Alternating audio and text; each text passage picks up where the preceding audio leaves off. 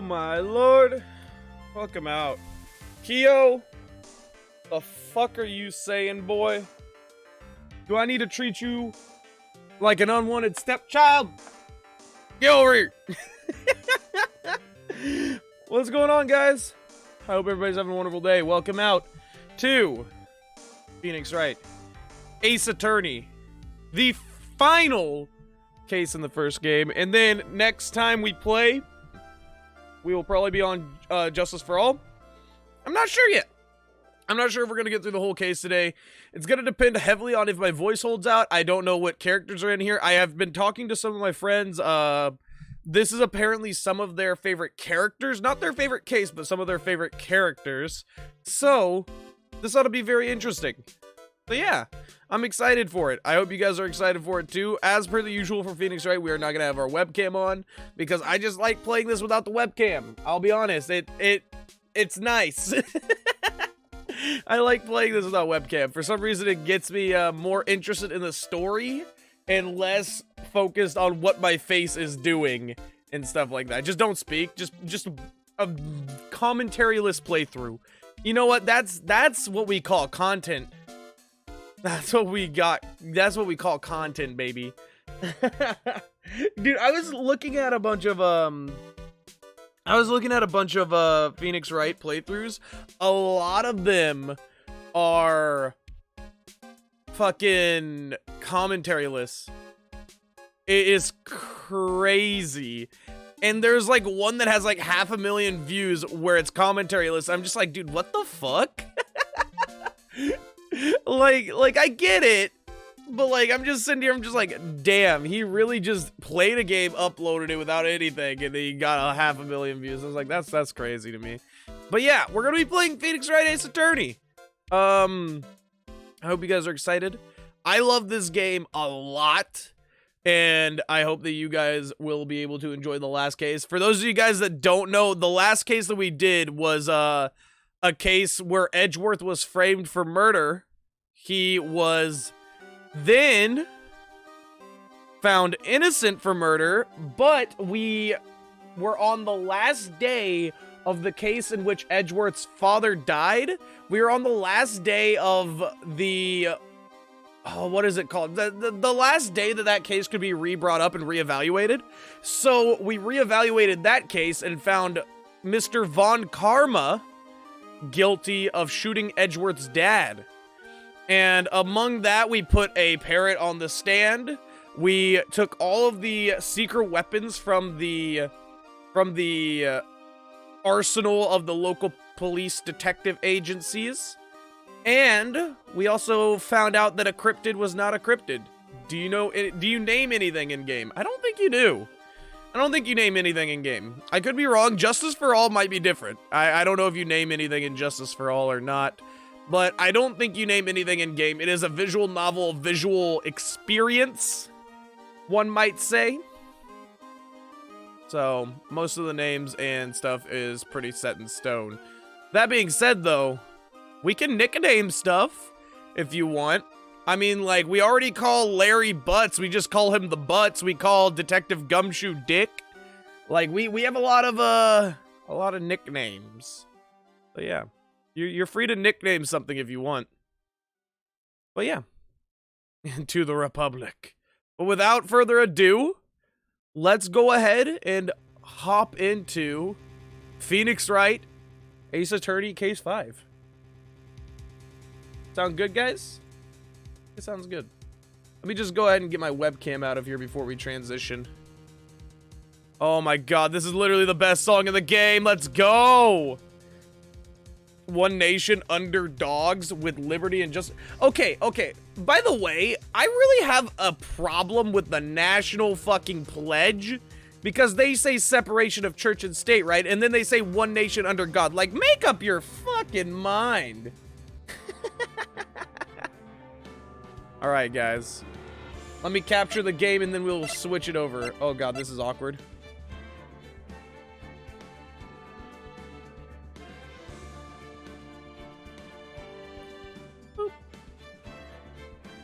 Alright, we should be good now. Oh, baby! We're back! After our week of not playing Phoenix Wright, we're back, baby. We are freaking back and better than ever. I am so fucking excited. Woo.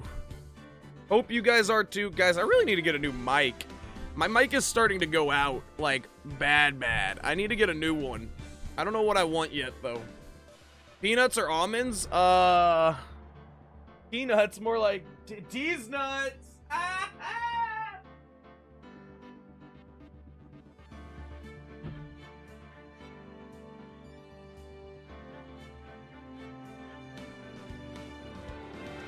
Sorry, that was way out of line. That was way out of line. How dare I? Oh my gosh. But guys, for everybody who's wondering, I'm trying very hard to get more stuff out on YouTube. I need to get the motivation to edit and stuff, so yeah. I'll try to get the rest of these playthroughs out. I want to put the rest of Phoenix Wright out. For those of you that are not aware, we are starting to upload our VODs again. All of the Phoenix Wright VODs are going to be going up. It is going to be a matter of like a week of 4 uploads a day on the VODs channel. So if you guys missed any Phoenix Wright, it will be up soon. But also, if you missed any Phoenix Wright, I will eventually get it out on the regular channel on YouTube. So yeah, feel free to check out both of those. Other than that, hope you guys are having a wonderful day. Let's hop into it. Shall we? Episode 5. Rise from the ashes, baby. Day 1, the investigation. Oh? Yes? Fuck is going on?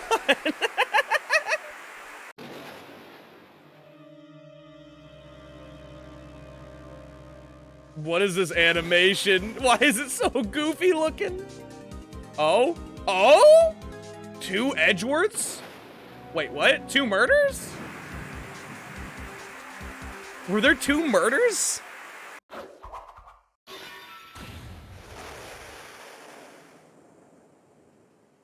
I'm so confused.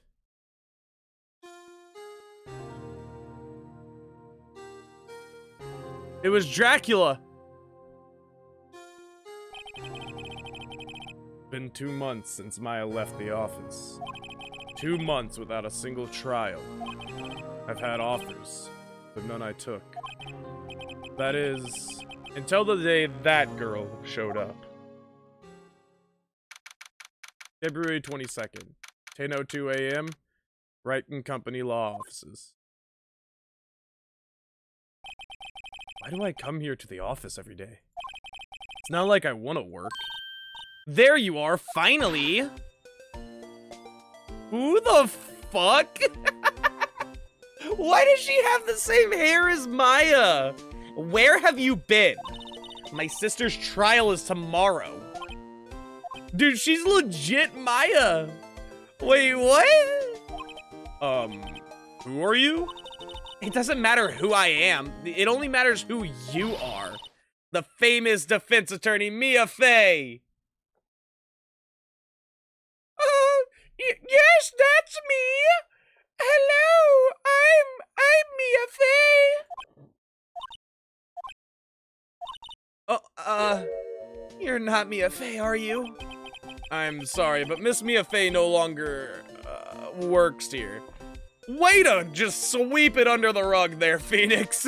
Mia Fey is, dispatched at another place to, work right now.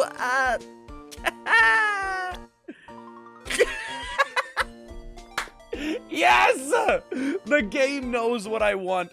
The game knows what I fucking want. Here we go.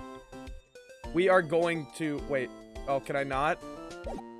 Oh, wait. Why did it come up? I'm confused. That came up on its own. Wait, that came up on its own. I thought we were supposed to present this. Oh, well, this is awkward now. Hello. Shut the fuck up. Shut the fuck up, bitch. Anyways. So you are the coffee boy? Would a coffee boy have as anime hair as I do? Well, I mean, I guess the bellhop had pretty ravishing locks, huh?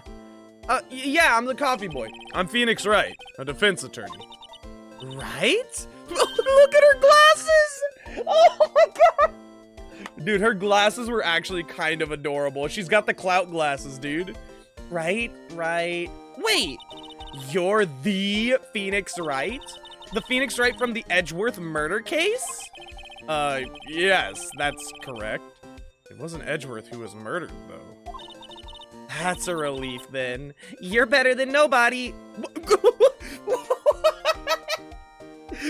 What? I've solved 2 murders in one day. She's like, I guess that's all right, then. I'm sorry. I'm afraid I'm not taking cases right now. But you are Phoenix Wright, right? Well, left. The undefeated defense attorney? I've only had... Well, do I have 4 or 5 cases under my belt now? Well, I mean, 5-0 is still good. It's how most people start talking about football teams when they're going undefeated in a season. Look, I'm not accepting any new cases. I'm sorry, but you'll have to try elsewhere. Please, I'm out of time. But... Please, you have to help. It's my sister. Oh, Phoenix is going all soft. They're not even looking the same way, Phoenix. Come on. And you didn't find a body in the freaking office. It's fine. We don't need to represent someone. Maya. Could it be? Okay. I'll hear you out. Really? Thank you so much. My name's Emma. Emma Sky. I'm a scientific investigator. Scientific investigator? Well, Emma.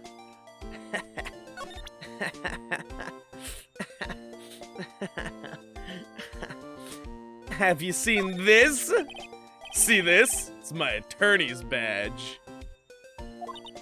Ah, well, I've never seen a real one before. Dude, her glasses are so cute. Look at them. I love her glasses so much. You're the first one who's actually been interested in mine. Believe me. I've shown this to like 70 people, and every single one of them are like, all right, you got a gold disc. Congratulations. Its composition is mostly silver. The gold plating is flaking a bit. She analyzed it scientifically.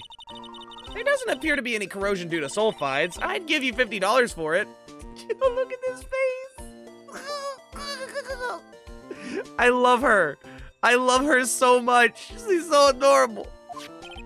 Sorry, but it's not for sale. Yet.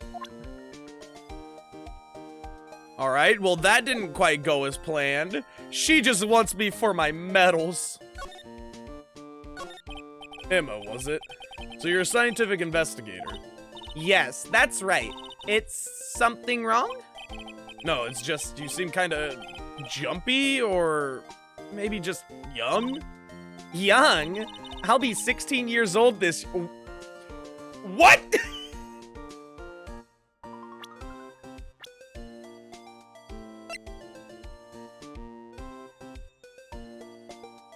Self-styled. Okay, I was like, how the fuck do you become a scientific investigator at 16? I was just confused on that one alone. I was like, oh my gosh, dude, how is she so fucking tall? As well, she's like fucking 6 foot. Oh, I see. Wait. Only 16? I'm set to be formally assigned to forensics in 3 more years. My work is becoming quite well known. At my age, no less. So what exactly is your current position then? Well, legally speaking, I guess you'd call me an 11th grader. But I'm ready to do my job at my age, no less. Great, another future professional in training. So what's this about a case? You said the trial's tomorrow? My sister didn't do it. She wouldn't stab someone with a knife. She wouldn't. She would have used something like a syringe or a flask of acid or maybe a gun that shoots antidotes. But instead of antidotes, it's poison. So it's a murder case. I don't care if there's a witness who saw her do it. She didn't do it. I know she didn't do it. It's a scientific fact. God damn. Actually. And there's a witness. Just talk to her. You have to talk to her. Right. I suppose I will. I promised her I'd bring Mia Fey, but... That's interesting. How would she know Mia? So you want to be a scientific investigator when you grow up, then? Excuse me? I'm not a child, I'll have you know. I am at the ripe old age of 16. I'm fucking grown. How dare you, old ass man, tell me that I am not grown yet? Still, it's good to have a goal, albeit a very unusual one. I believe investigation should be done scientifically. Don't you? Yeah. Sure, can't fault her lack for enthusiasm. This case is handled scientifically. I'm sure my sister's name will be cleared. Your sister? Phoenix, did you already forget that her sister was on trial for murder? I've been doing research, you know. I'm developing a new scientific method for case investigation. I'll show you when I'm done. I'm looking forward to it. What is up with this flower? What is up with this flower over here? He's just the most surprised little fella. Guess I should get down to the detention center and talk to her sister. My sister asked for Mia specifically.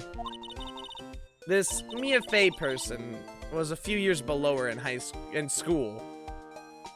So that means that your sister's at least 29. Because Mia Fey was 27, and I swear to fucking God if they try to pull some other shit like they did with Maya here. So they went to the same school, huh? She always told me to go to Mia if I ever needed a defense attorney. And, well, I need one. Incidentally, Mia is a woman. Now that you mention it, I guess it is more of a woman's name than a man's. I guess it makes a little bit of sense. I mean, Mia is... I've met a lot of men named Mia. It's like I met Mia, and then there was Mia, and don't forget about Mia. Well, it's nice of you to help your sister out like this. You must be close. Well, actually, when she gets like she is now, I kind of hate her. Huh? But she's my only family. Your only family? What about your parents? They died in a car accident when I was little. Don't be too excited about it now, Emma. Jesus. Oh yeah, my parents are fucking dead. Good riddance, I always say. Live and let learn. Oh, I'm sorry. She said that with a fucking smile on her face. She's a goddamn murderer. I think she yanked the wheel to make him crash. Look at that face. Oh, I can't actually examine her buttons. I wanted to see what the buttons were for and like her ID and everything. All right, bye. February 22nd, Detention Center, Visitors Room. Wonder what's wrong with Emma. She got quiet all of a sudden as soon as we arrived. Guard, I thought I told you I didn't want visitors. Sorry, ma'am. It's just your sister. No excuses. Or did you not want to raise this year? Understood, ma'am. Oh, what was that all about?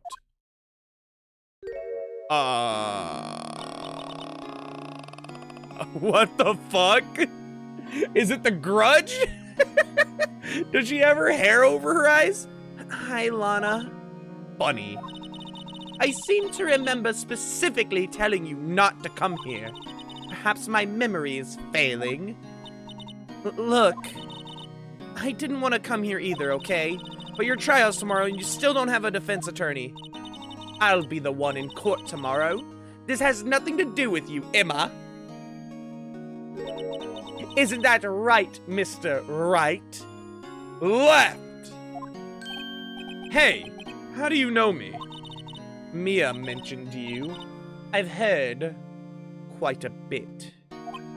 I'm sorry. What exactly is it that you do? Other than be an absolute asshole to people that might want to give you a little bit of leeway in this society and, you know, maybe be a defense attorney for what seems to be free every single case so far. My name is Lana. Lana Sky. I'm chief prosecutor for this district. You're a prosecutor? Why does every prosecutor wear batshit crazy clothing? Am I the only one that enters the legal field in a fucking suit that is not over the top? Edgeworth? Winston Payne is the only other prosecutor that we have met that only wears a suit. Edgeworth is frilly as fuck. Von Karma looks straight out of the fucking, like, 1920s. If that. Like, and then she's wearing some Imperial Guards uniform. Like, what the hell is this outfit? Oh my god. Two sisters. One a lawyer. Could this be a coincidence? Emma, Lana? I mean, they're just like... Oh my god, they're like Maya and Mia! Is something wrong, Mr. Wright? Hey, you know, this is gonna be crazy, and I don't really show this to everybody, but like, have you seen this? Your badge looks new. I polish it daily. In a few years, the gold plating will flake off. Then we'll see the real you. What? Whatever happened to innocent small talk? Give it 3 years. Then we'll see what you have become. Oh, Jesus! Fine, bitch. Fucking asshole. Jesus. There's something you should know from the start. Which is... the suspect in this case has confessed to the crime. Huh? Wait, but the suspect is... me. I did it. Well, Mr. Wright? Well, why don't you begin by telling me exactly what happened? Isn't this the same exact thing that, like, Edgeworth did? Didn't Edgeworth confess? Oh no, Edgeworth didn't confess. He said that he thinks that he did it. He said that he thought that he had killed his father, like, way back, but he didn't remember because he'd been plagued by, like, a nightmare and that he had oxygen deprivation. Okay, so by chance, did you have oxygen deprivation when you stabbed the man? Because then I have experience in this field. I have experience in this field and I can get you off. But you just gotta act really fucking stupid up until the last day. The crime took place yesterday, February 21st at 5:15 p.m. That's quite specific. It was in the witness's deposition. A witness clearly saw me committing the crime. My, that was a bit of bad luck, wasn't it? The crime took place in the underground parking lot at the prosecutor's office. The body was found in the trunk of my subordinate's car. The prosecutor's office, huh? In your subordinate's car trunk? What? Okay, question. Who the fuck just takes it and puts it in their, like, their workmate's car? Like, I don't get it. Why would you put it there? One, how do you get access to that trunk? And two, why would you put it in that trunk? Classy. I was arrested on the spot. Caught red-handed, as it were. Well, that's just great. But who was the victim? An investigator with the police department. I suppose the correct term is detective. Did you kill Dick? Oh, you better not have touched Dick. A detective? Death was due to a loss of blood. He was stabbed once in the stomach. By you? Death wasn't immediate, but the wound was fatal. I see. Allow me to repeat myself, Mr. Wright. The victim was a detective. No. I swear to God, if you slay Dick in cold blood, I'm going to be furious, Lana. I will have problems. You know what that means, don't you?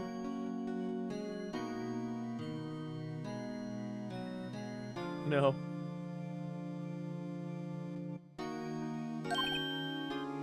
No. Uh-oh. What, Mr. Wright? What does it mean? Well, it means the police department will consider it a matter of pride to have me found guilty. They will use any means at their disposal to do so. This case gets worse and worse with everything I learn. There's no fucking way that they just killed Dick Gumshoe at the last minute. No! I refuse to believe it. I refuse to believe! There's no way that they would give my man's Gumshoe an off-screen fucking death, bro. So you're the chief prosecutor? That is correct. I'm responsible for overseeing every trial handled by prosecutors in this district. I make sure the prosecutors have what they need to do the job and manage every aspect. Those are my responsibilities in a nutshell. That's an awfully large nutshell. You said you got a big head. Look at your big head. Still, I'm a little surprised. I would think you'd recognize the district's chief prosecutor, Mr. Wright. Huh? In fact, it seems impossible you wouldn't. Lana? What happened to your hand? Oh, this? I cut myself by accident when I stabbed him, that is. Huh? I'm not very good at being a criminal, I suppose. How am I supposed to defend this? Time to change the subject. Wait. She was in the class ahead of Mia, wasn't she? You were in school with Mia, correct? A few years above her? Emma told you that too, did she? Well, why not? I did drag him all the way here from his office. Although it seems he has a very little in common with Mia. Hey! I only knew her for like one trial and then she got clapped. It's not my fault I couldn't really build up a connection. Though she has come to me in ghost form a few times. And I thought that we could really spark something there, okay? It was in law school. I was in my 3rd year and she was auditing the class. She was different than the other students. Different? She was strong. She'd do anything to become a defense attorney. Anything. That was probably why she was attracted to me. Are you guys fucking gay? Bro. Bro. Y'all fucking? Or we're fucking? Excuse me? Intellectually attracted. Lana was top of her class in school. I was the best there was. Oh. I hate that me and Phoenix are always thinking the same fucking thing. She was like, oh yeah, she was attracted to me. And me and Phoenix were both like, excuse me? Care to elaborate? Oh my gosh. What's going on, Biz? How are you doing? What the fuck is this? This is Phoenix Wright, Ace Attorney. And we're on the final case. of this first game. I'm doing pretty good in school too, by the way. Sounds a bit different when Emma says it. Fucking nerd, 4 eyes. Look at those rose-tinted glasses, you little idiot. Who are you, John Lennon? Why don't you go play the Beatles on Abbey Road, huh? You fucking, you want to play with the bugs? The fucking bugs? I'm sorry. Well, Mr. Wright. Excuse me? As you can plainly see, I am admitting my guilt. I think it's safe to say there's no way you can take this case. None. But Lana! Why? Why are you doing this to me? You never think of anyone but yourself. No, you didn't do it, Lana. I know. So how can you say you did? I lose you. I'll be all alone. I hate you. I hate you. I hate you, Lana. I will see you ever again. I hate you.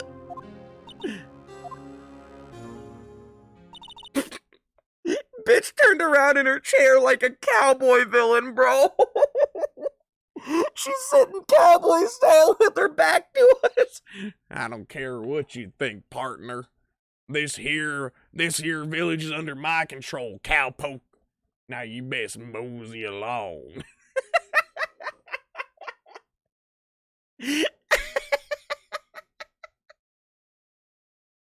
Oh, fuck.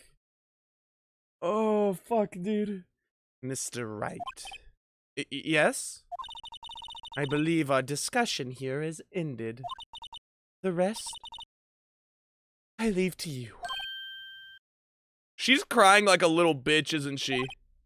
You mean you're requesting my services as your defense? Don't lose any sleep over it. Your client has confessed after all. The case is over. Right. I'll do what I can to get to the bottom of this. Lana has confessed to the crime, yes. But something doesn't fit. It's that look in Emma's eyes. There's something else going on here. And I'm gonna find out what. It was Emma that committed the murder. You fucking sussy baka! I'm sorry, Mr. Wright. Huh? About what? My sister, she's not always like that, you know? I just never expected to be defending another prosecutor. Again. For technically the 3rd trial in a row. She's changed a lot. She used to be so gentle, always smiling. Everybody liked her. I see. Sorry, but I'm having trouble imagining that. What happened to her? I don't know for certain myself. I think maybe she... well... maybe not. Sounds like there's something that defies a simple scientific explanation. Let's go check out this underground parking at the prosecutor's office, shall we? Okay! Okay! Let's go! Before we go, have you seen this? See this? It's my attorney's badge. It's the same conversation as me. Okay, we'll leave then. I'm praying for that officer right there. Dude, that officer had to sit there and witness this whole fucking drama unfold. Alright. He had to sit there the entire time with his hands behind his back, just staring at the wall. and hoping that nobody yells at him again. February 22nd. Prosecutor's office underground parking lot. So this is the lot where it all happened. Looks like they're still investigating. Funny that my first visit to the prosecutor's office should be like this. Hey, everyone! Keep up the good work!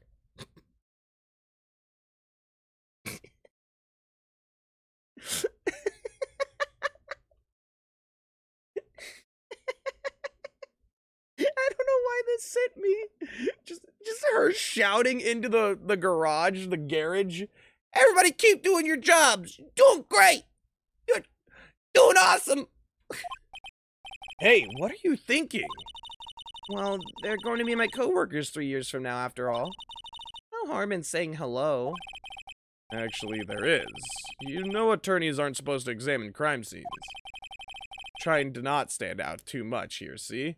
Attorneys aren't supposed to examine crime scenes, yet I have contaminated every single fucking scene of crime that I have ever been an attorney to. What? Phoenix, don't you start getting hypocritical with this girl right now. We literally stole things from crime scenes before because we thought it would give us a leg up in court. Don't you fucking start with me. Hey there. You expecting to go unnoticed there, partner? Partner? What the fuck? What do we have here? Looks like a Bambina got loose from the ranch and is up to no good. Folks gotta learn to keep them doggies tied down, partner. Mr. Marshall? Marshall? Looks more like a sheriff to me. Looky here, Bambina. I know how you feel. But this is my gang's gold strike, see? Strike? This is our claim. Our territory with a mother load of evidence. Who the fuck? If you're fixing to mess with what's ours, you'll regret it, partner. You know what dreams the cacti out in the desert dream? You want to? What's this guy talking about? Oh, drink cactus juice, it's the quenchiest! Oh shit, it's the cactus juice! You head along home now. Happy trails, Bambina. Happy trails. What the?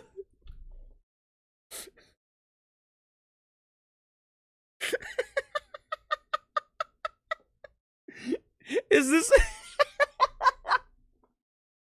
is this how the rest of the world views America? Head along now. Go on now, kick rocks. Don't want to see your face around these parts no more, son. Was that a hombre, a friend of yours? Kind of. Sort of. Yeah. He's a detective. Who thinks he's a sheriff from the Wild West, it seems. Beep, beep, beep, beep. Beep, beep, beep, beep, beep. Beep, beep, beep, beep, beep. Beep, beep, beep, beep, beep, beep, beep, beep, beep, beep. Sorry, I'm just vibing. I mean, the Indians, yeah. Native Americans. They are not Indians. That is one thing that always fucking pissed me off, dude. I love it, but I hate it. Because basically it shows off fucking stupidity, bro. Like, literally, our fucking ancestors that came here landed here thinking it was India and that this was the land of spice. So they named it Indians. They named the locals Indians because they were fucking stupid. And it stuck.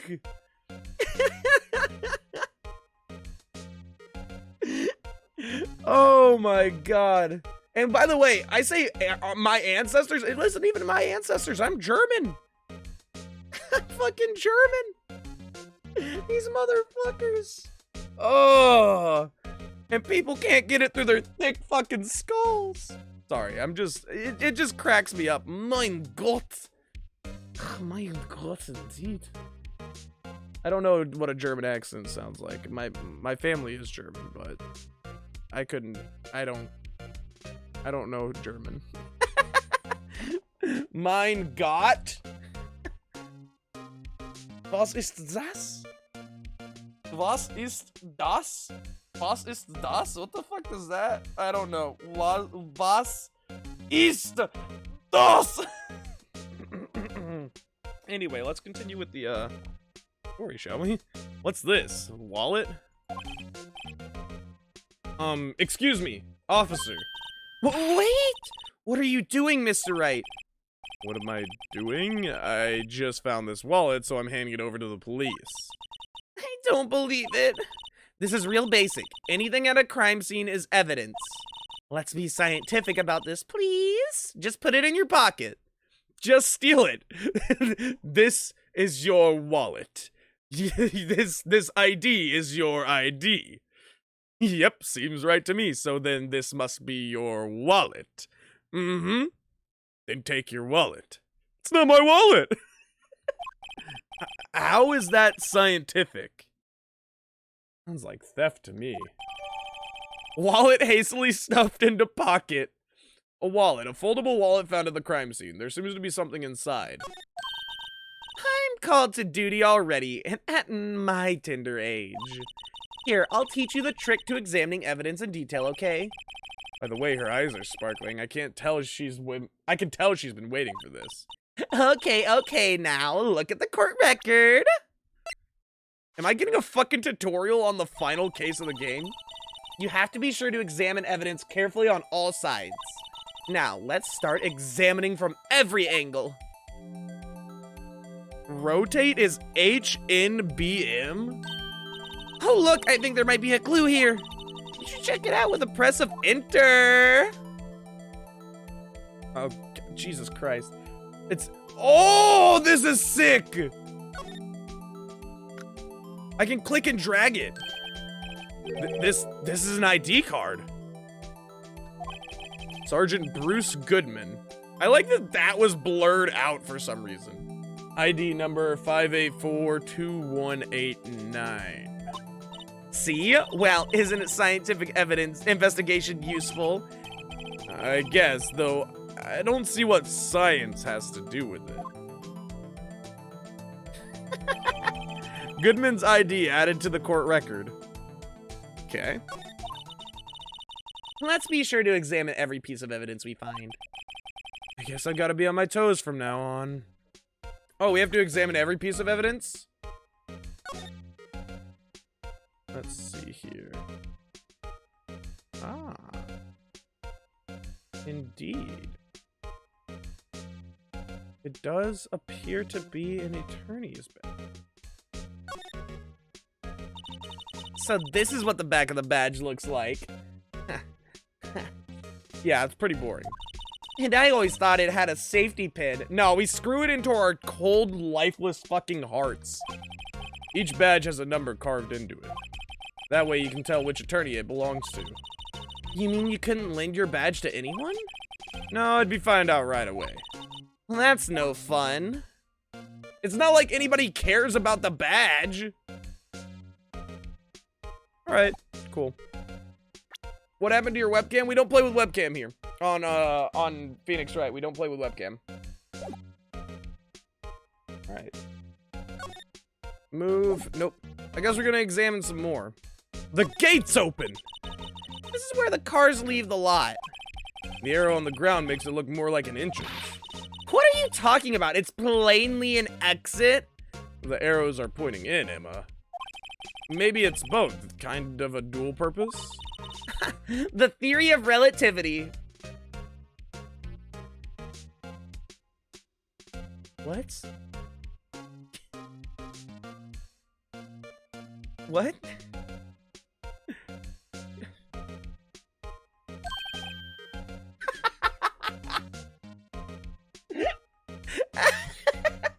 What? I've got to write this down. Hey, Mr. Wright! Maybe you know. Was Mr. Relativity German or was he British? Albert Einstein was German. Mr. Relativity, are you sure that was his name? Oh, well, I actually knew the answer. I can give the answer to this stuck-up lady. Can I not check this little crawl hole here? Gasoline. An oil drum. Looks like it's filled with water. It's heavy. I can't even budge it. The drum over here is on its side. Wait, I know. I'll hide in here and do a stakeout. I think you'll probably just get arrested. In fact, you may not even have to hide in the drum to get arrested. What? I'm not suspicious. Okay, Maya, I mean, Emma. Here, a phone. Let's see if it works. The phone is ringing. There's an animal in trouble. Sorry. Hey, don't touch stuff we don't need to be touching. Can't hear anything. My ears. No, my ears. Maybe it's due to the barometric pressure. What is she babbling about? Hey, what did you just say? See, you can hear just fine. The phone's broken. Ah! Sorry, I just had to let the demons out for a little bit. I can't with her. She's worse than Maya. I can't. Look, a stylish glass-walled room. Very nice. You can see the whole parking lot from in there. It says security. Perhaps it's a cafe.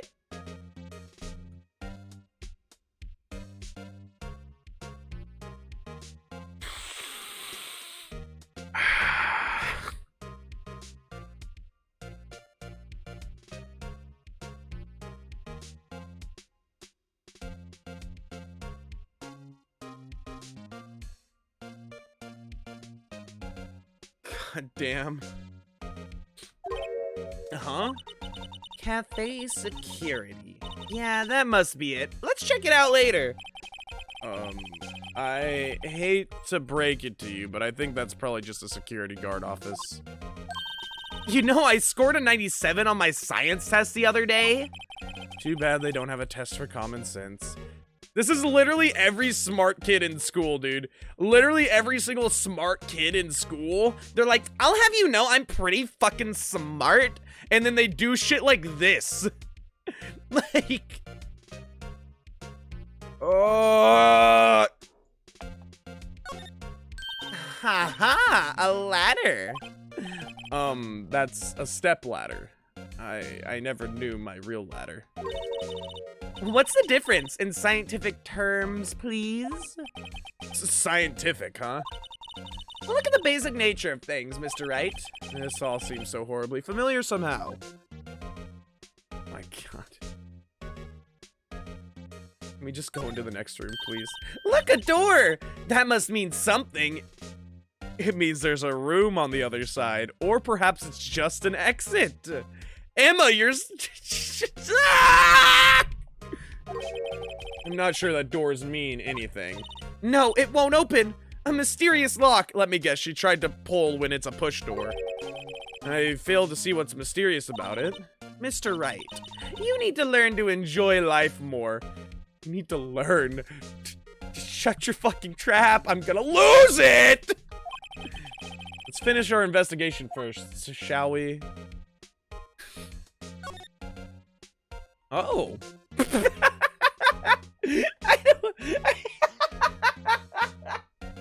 I don't think chalk works like that. Did they put up fucking tape?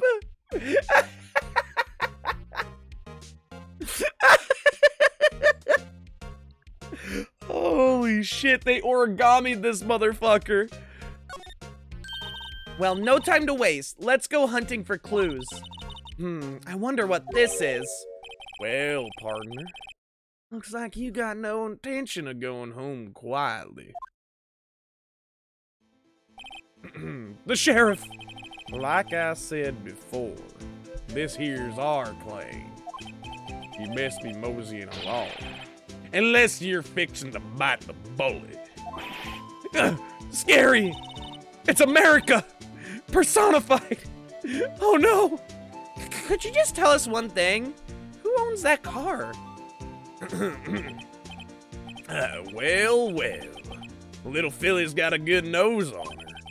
Wanna know who rides that red Mustang with the body in her saddle, eh?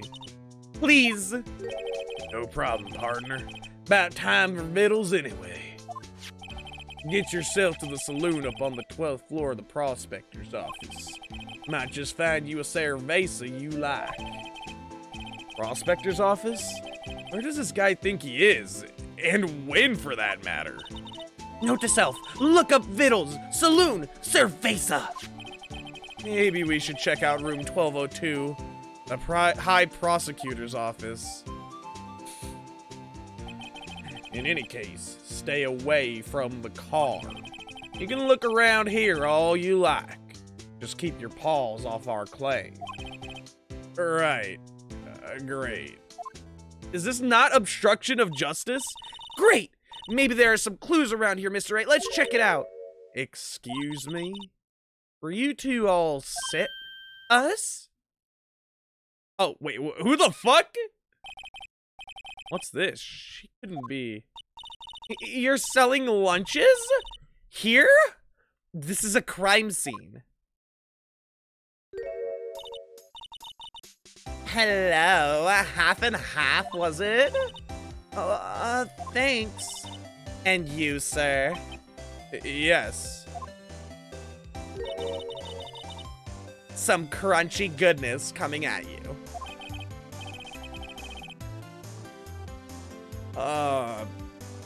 Thanks.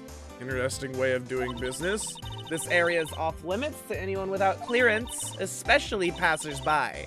Or you officers. No, but you don't exactly look like the type to have clearance. Well, that's hardly a way to greet someone, even if my days as the cough-up queen are over. Cough up? Uh-huh?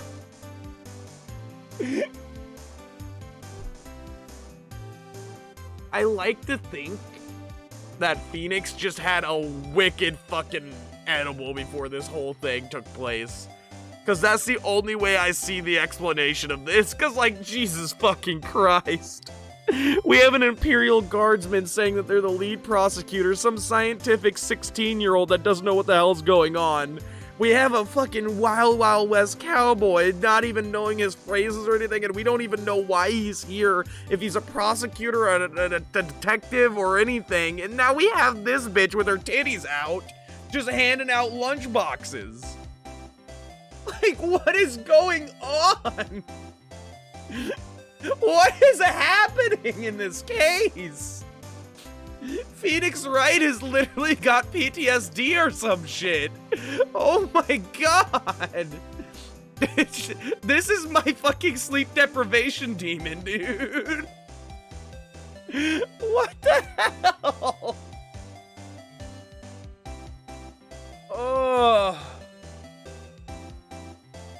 Oh god. Anyway, I gotta sleep. It's midnight here. See ya. Please tell him to who the fuck is this woman? Oh my lord.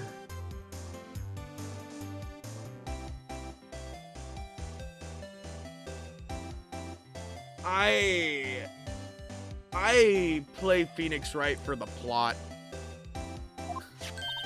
You know, I'm feeling kind of full. Maybe I'll pass on lunch. I'm quite connected to this case, you see. I'm the images are burned into my eyes, you might say. Yes, all the sordid secrets. Secrets? Dear me, you are a slow one, aren't you? Oh, the hair flip! I'm referring to the murder. The stabbing of that detective. What? A witness clearly saw me committing the crime. You mean you're the witness my sister was talking about? Please. Oh, that's my line. Please, cough up queen. Tell us what happened. The name is Angel Star. Don't you go forgetting it. Or before you know it, I'll have you whimpering at my heels.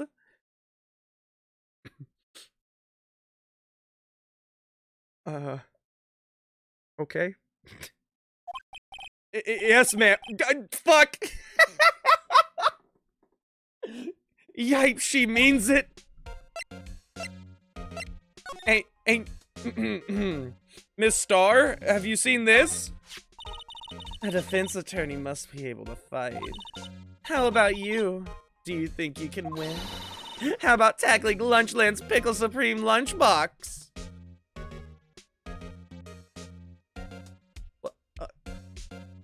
Excuse me?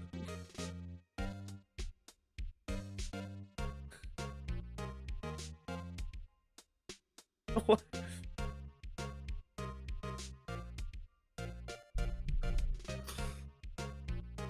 Oh my god.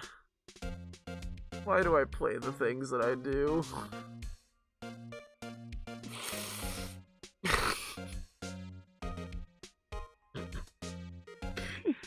Yes, you, random man on the street that has shown me his defense attorney's badge. Eat my pickles! Wow, it's really crunchy. Emma, don't eat those! A box of pickles? Kind of a sad lunch if you ask me.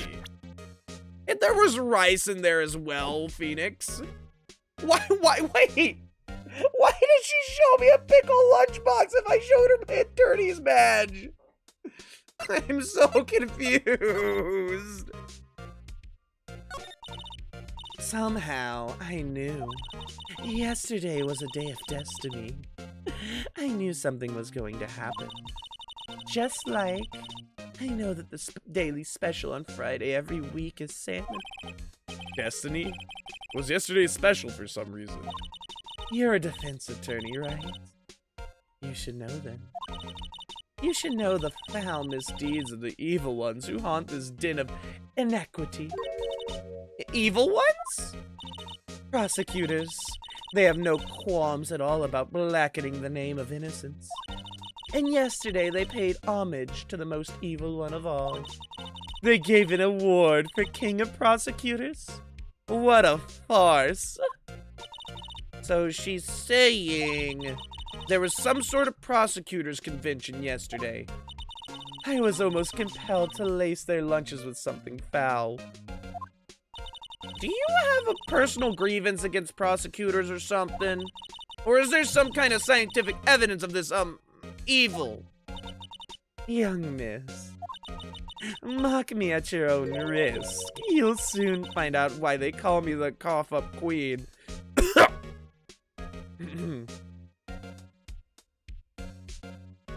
Tell me more. Ew! The most heinous of all the evil ones.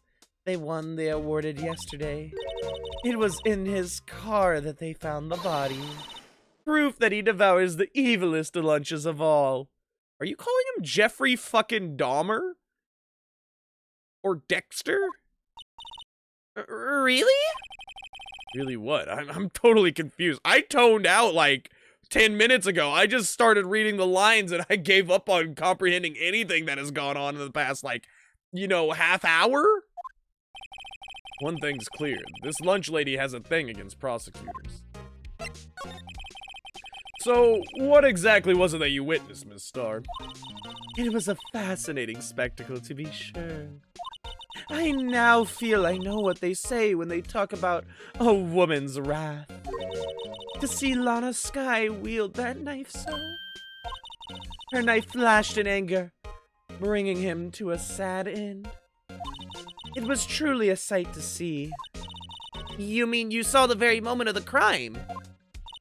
The sound of his silvery ties to this world being cruelly cut still rings in my ears. And the rhythmic beat of Lana Skye's knife. Wait a second. You know Lana Skye? Of course. It's quite a feat becoming chief prosecutor.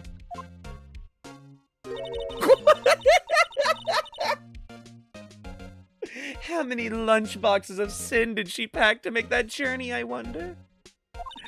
She always travels light. Now, why would this pretty lunch lady know the chief prosecutor's name? I don't feel like it's made a secret as to who is who in the court of law, Phoenix. You're kind of giving up that privacy. Could we ask you a bit about yourself, Miss Starr? I come here every day to sell lunches. I import only the freshest and best from the Far East. For some reason, the are a hit. For some reason, my box are a hit here. Why not make the lunches here rather than import them? Did you say something? No. Only true connoisseurs can understand. Stop handing me lunches! How about you? The kind you can only tell someone who has tried General Tso's Trilobite lunch set? Never mind, you win. I don't even want to appreciate part of the trilobite's flavor. Anyway, I come here every day to sell lunches. My boyfriend works in the security room here at the prosecutor's office. Your boyfriend? See, the security room over there. The glass-walled booth. I sell my lunches, and since I'm here anyway, I drop in to see him. Since you're here anyway, I guess selling lunches is more important than romance. So to scientifically analyze the data available so far, you, Miss Star, are a lunch vendor with an ulterior motive for coming here.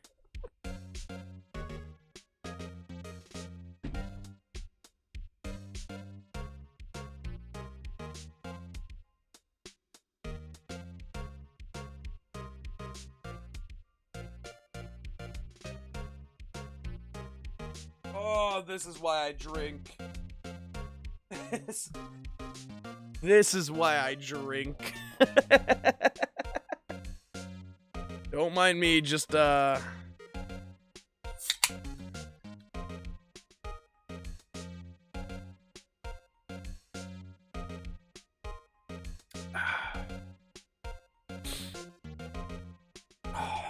buckle in for this one. Everybody, I know it's gonna be a long ride, but it ain't much. But it's honest detective work. Useful analysis. Not. Oh, she fucking got her. You flamed her ass, Phoenix. Oh, shit. She's gonna be thinking about that one for weeks. She's gonna be sitting in the shower like, he fucking got me. Oh, fuck. Did you have a bad experience with the prosecutor, Miss Star? I sense some hostility. Hostility? Perhaps. Prosecutors are all alike, and the bigger they are, the worse they smell. Kind of like 10-day-old clams and chowder. I wonder if Miss Star was involved in some sort of legal trouble in the past? That'd be a sure cause of food poisoning. Scientifically speaking, of course. I mean, now you're talking, cough up queen. I thought she was just a lunch vendor, but now I'm not so sure. What the fuck is happening, dude? Let's go to the High Prosecutor's office, I guess. I just don't want to be around her. She makes me uncomfortable. Extremely uncomfortable. February 22nd, High Prosecutor's Office, room 1202. Wait, why is there a steel samurai there? Why is Edward's clothes on the left?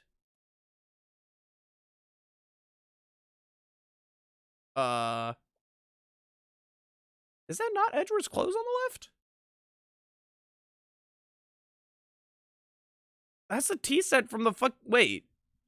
Isn't that the tea set from the hotel? The Gatewater Hotel? And why does the fucking flowers have frills? There's a lot to unpack here. This is the kind of room that screams, I can do the job. Quite a change from your office, really. Thanks. Look! There's a trophy or something here. A trophy? What, that shield? It takes a real nerve to display stuff like this. Whoever's office this is, they must be a real stuck-up jerk. Phoenix, Wright. You never tired of prying into other people's business, do you? That voice. I fucking knew it! I fucking knew it! Long time no see, Edgeworth. Huh? Mr. Edgeworth? You know him from somewhere? Of course! I'm his biggest fan! Oh god, this is just Yui. God damn it. My sister introduced us once, and... Right. Her sister is the chief prosecutor, after all. Well, what brings you here? I'll warn you, I've been known to be a real stuck-up jerk.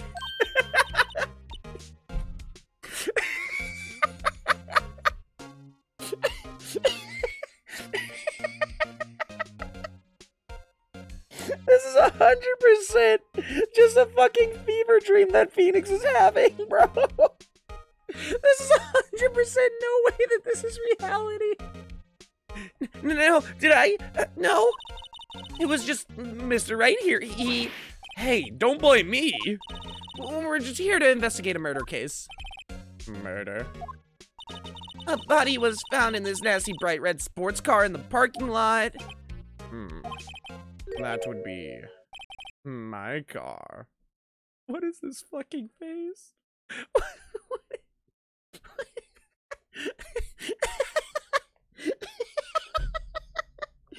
is this face? That would be my car.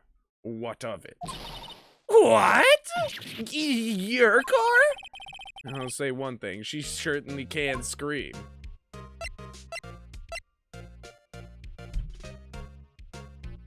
Oh my god, it's gonna take me 10 years to get through this fucking just completely over the top case right now. Oh shit. I once dreamed of being a defense attorney a long time ago. What? You wanted to be a defense attorney, Mr. Edgeworth? Yet my path is laid out clearly before me. I have no time to reflect on what might have been. Sorry. So the body was found in your car?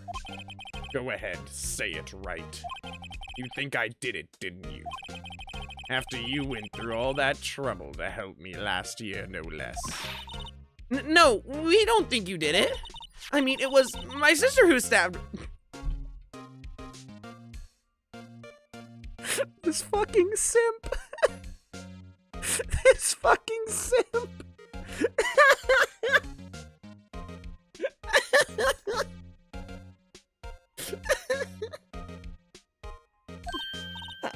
Wait, no, she didn't do that. I mean, wait. So you're the chief prosecutor's little sister, then? Yes, sir. Emma Sky. It's nice to meet you again. Now that didn't seem forced at all. Now I remember. You've really grown. I'll admit, it was a surprise for me, too, to think that my own car would become the scene of a murder. More surprising still, I'm being forced to prove my superior's guilt. I can understand. Wait, what did you say? Lana Sky is the chief prosecutor. The top prosecutor in the district. I can't prosecute herself, so I'll be the prosecutor at the trial tomorrow. You? Mr. Edgeworth? I mean, we beat him like 3 times. To be honest, it's a bit of a miracle I'm still here at all. What do you mean? Rumors. You've heard the rumors about me, haven't you? Miles Edgeworth. It's hard to remember a time there weren't rumors about this guy. Forging evidence, arranging false testimony, illegal searches, you name it. Thanks to you, my innocence was established in the trial at the end of last year. However, there are some who say I'm the one responsible for the current incident. What? That's crazy. Some people need very little excuse to think ill of others. In fact, it's a fact of life. Impossible to stop. Why did they do... This face looks so funky to me. I think that this might be an issue with localization, but like this face just doesn't fit.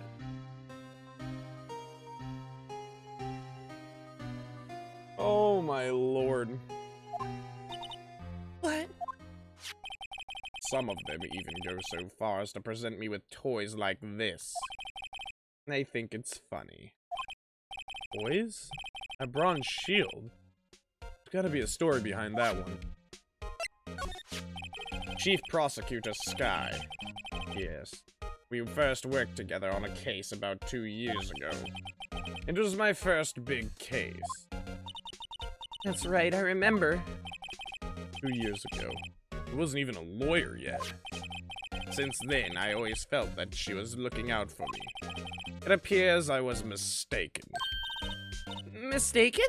Why? I mean, I know she's not the warmest person, but I'm sure she felt some responsibility for you. Then why? Why did she stab someone in the trunk of my car? Why did she have the key to the trunk of your car? Why was the person in the trunk of your car? Why? I think that there are a few other questions that I want to have answered first, Edgy Boy. Not only that, she stabbed him with my knife. You have a custom-made Bowie knife? What? Mr. Edgeworth, your knife was the murder weapon? To be specific, it was a knife I kept in the toolbox in the trunk of my car.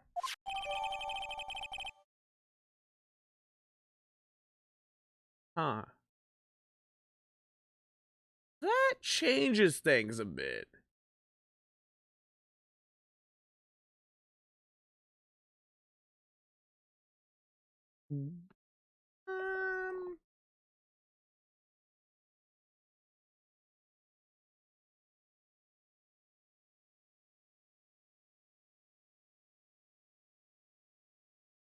Okay, what if somebody somehow got into his car, into the trunk, and was going to murder him, but for some reason she was sent to go get, like, something out of the trunk of his car.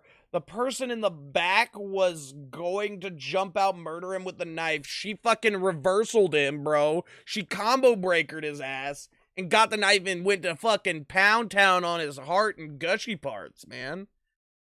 I'm thinking that this might be a way of spinning it around. Like, I think that we can put it into self-defense. Because if she truly thinks that she is the murderer, you can get off on a self-defense charge here, right? Or a self-defense plea here. Even if she is the murderer, if it's in self-defense, and it was only one stab to the gut. But no, wait. Didn't she say she murdered a detective? Why was the detective?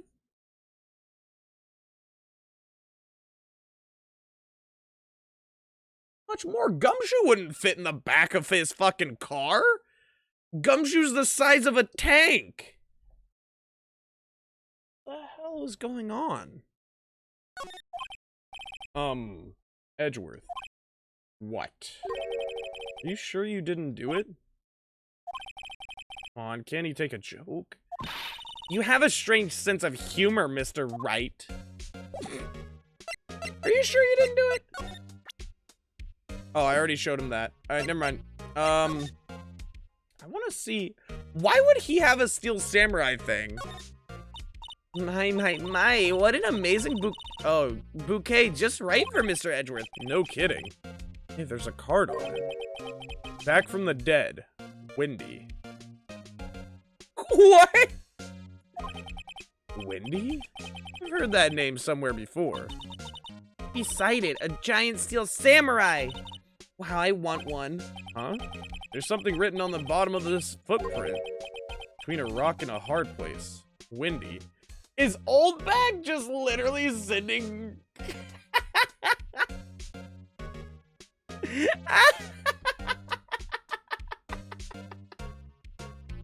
I think Wendy's literally just sending him fucking gifts. Wendy, is she Mr. Edgeworth's fiance? Nope. I don't think so. I've been wondering, what the heck is this? It has a big K on it. Prosecutors. Huh? What's that? It's the King of Prosecutors trophy. King of Prosecutors? It's a great honor. They send that shield to the best prosecutor every year. What? So that K, that's... K stands for king? Yeah, you got a problem with that. I didn't design the thing. King of Prosecutors. Kind of like Employee of the Month, only better. King of Prosecutors trophy added to the court record. Given to Edgeworth, the King of Prosecutors, at the PD the day of the murder. Okay. Wow, this jacket is even lacier than his usual ones. This must be his lucky trial jacket. Lucky jacket, right. I've never seen him wear it. I'm sure there's a story behind why it's in a frame. Maybe I'll be naughty and take a picture. She's getting way too excited about this. The work desk. It's quite tidy, as one might expect. What a nice desk. Easy to use and easy on the eyes. It's polished so well, I can see my own reflection. Strange. Why did I just picture Detective Gumshoe? Maybe I'll take that name plaque as a souvenir. Stop stealing things! Just because you guys are 16 doesn't mean that you can be kleptomaniacs! Don't. He'll sue you. Why did we picture Gumshoe there? What is going on? Okay, let's look at the teapot. Oh, cute! What a pretty tea set. I go more for the instant tea bags myself. Yes, as we all know, you gotta teabag as soon as you kill them. It's a psychological warfare. Phoenix gets it. Amazing! The drawer below is filled with packets of tea leaves. They're all sorted by place of origin and flavor. Look at this royal blend! What an exquisitely splendid concoction! There's such a thing as taking a hobby too far. Hey, a chessboard! I'm not too up on my chess, but it looks like blue's in a bit of a tight spot.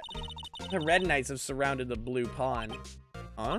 Those horses are mounted knights. Their swords have really sharp edges. And check out that poor pawn. His head is kind of spiky. Kind of reminds me of you. Mr. Edgeworth must be an avid chess player. What's wrong, Mr. Wright? Edges surrounding a pawn with spiky hair. It's nothing. What's going on, Sin? How are you doing?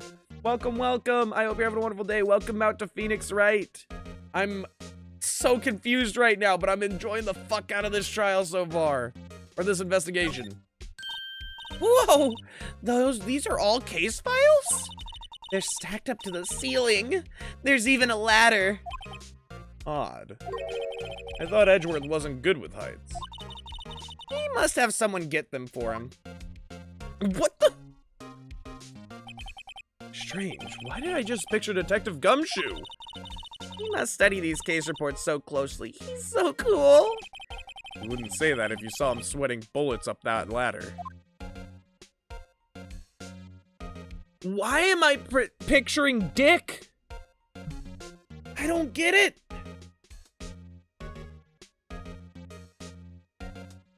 I'm getting dictures right now, dude.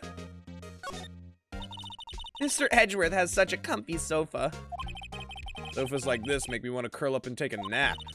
I bet he pores over his case files here until the wee hours of the morning. Then he takes off his jacket, rolls up his sleeves, and goes to sleep using his arms as a pillow. Why?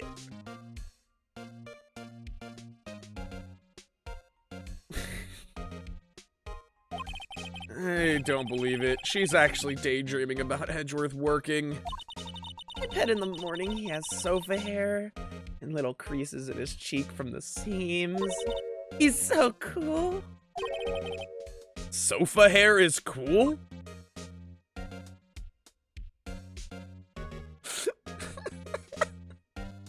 What the fuck is going on? What the fuck is happening?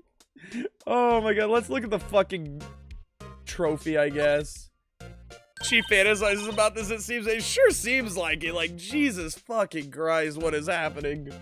Hey, check it out! There's a metal plate here. Looks like the names of all the previous recipients are engraved on it. Wow. One guy's listed a bunch of times. Von Karma.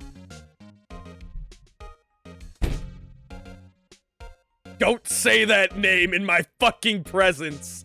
Do not say Von Karma's fucking name in my presence, I will strangle somebody.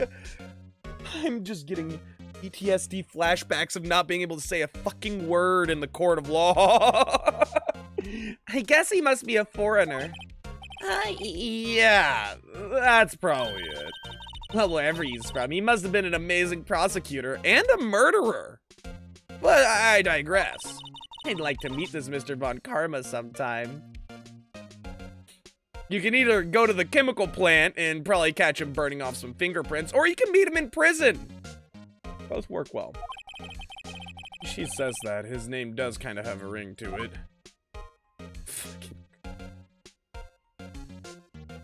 Fuck Von Karma, dude. Fuck Von Karma! Alright, let's look at the murder weapon.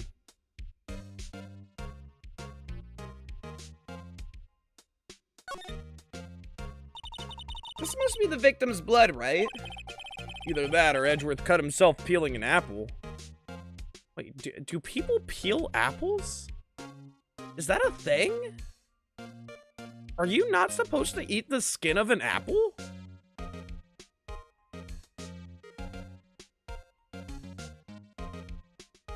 People peel apples?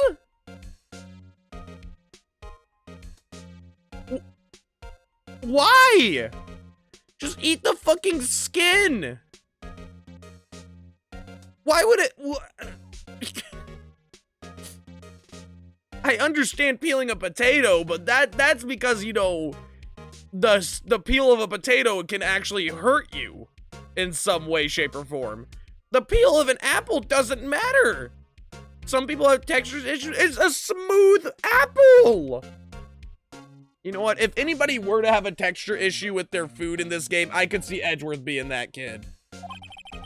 What's Edgeworth doing with a knife like this anyways?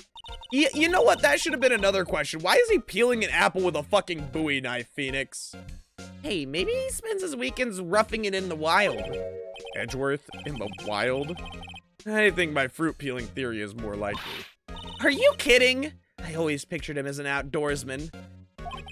Now there's a scary thought. Alright.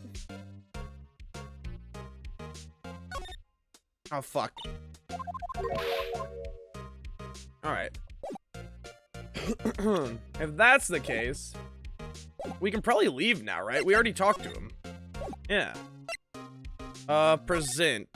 Can we present to him this, maybe? Say, Edgeworth, I was wondering about this.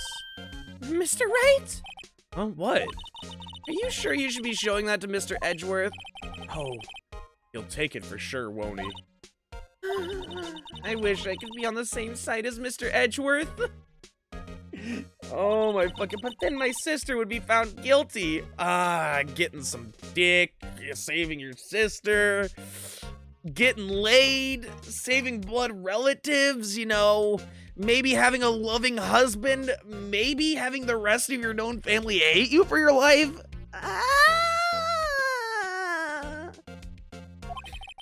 If she sighs any deeper, I'm going to start getting depressed.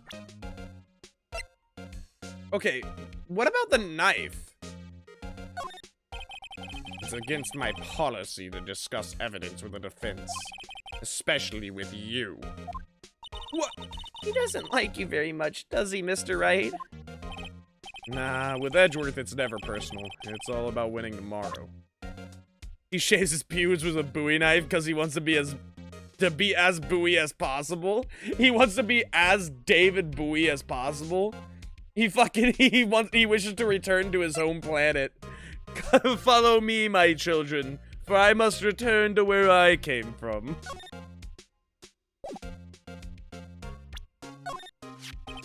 So, basically this says you were the best of the best last year, huh? You can take that foolish grin elsewhere, right? I lost a day of work to receive that travesty. Huh? Why is that? I had to go to the police department to receive that broken shield. The police department? Yes, right next to the police station downtown. You've been there, haven't you? Where Detective Gumshoe works? Yeah. I was wondering something about your shield. Why is it broken? What does it matter? I've got more important things to worry about. Like peering off to the corner, smiling devilishly. Yes. Yes, I'm just thinking about my fan fiction. Oh, right. He doesn't seem too concerned about his award. For better or for worse. Yesterday was a very busy day for the prosecutor's office. Maybe we should ask him more about yesterday. Okay. Day of the crime. Could you tell me more about yesterday, the day of the murder? Yesterday was the annual cleaning day at the prosecutor's office. Cleaning day? Working with the police department, we sort and file all evidence for solved cases. We call it evidence transferal. Wiping your hands of old cases, in other words. Oh, and another thing. A ceremony was held at the police department. There's an annual review and awards for outstanding police officers and prosecutors.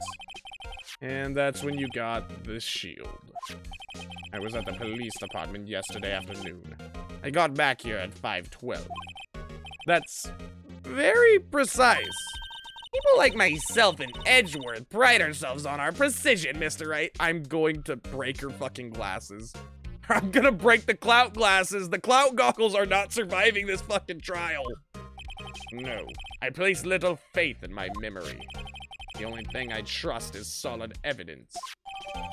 Oh, we actually have a parking stub.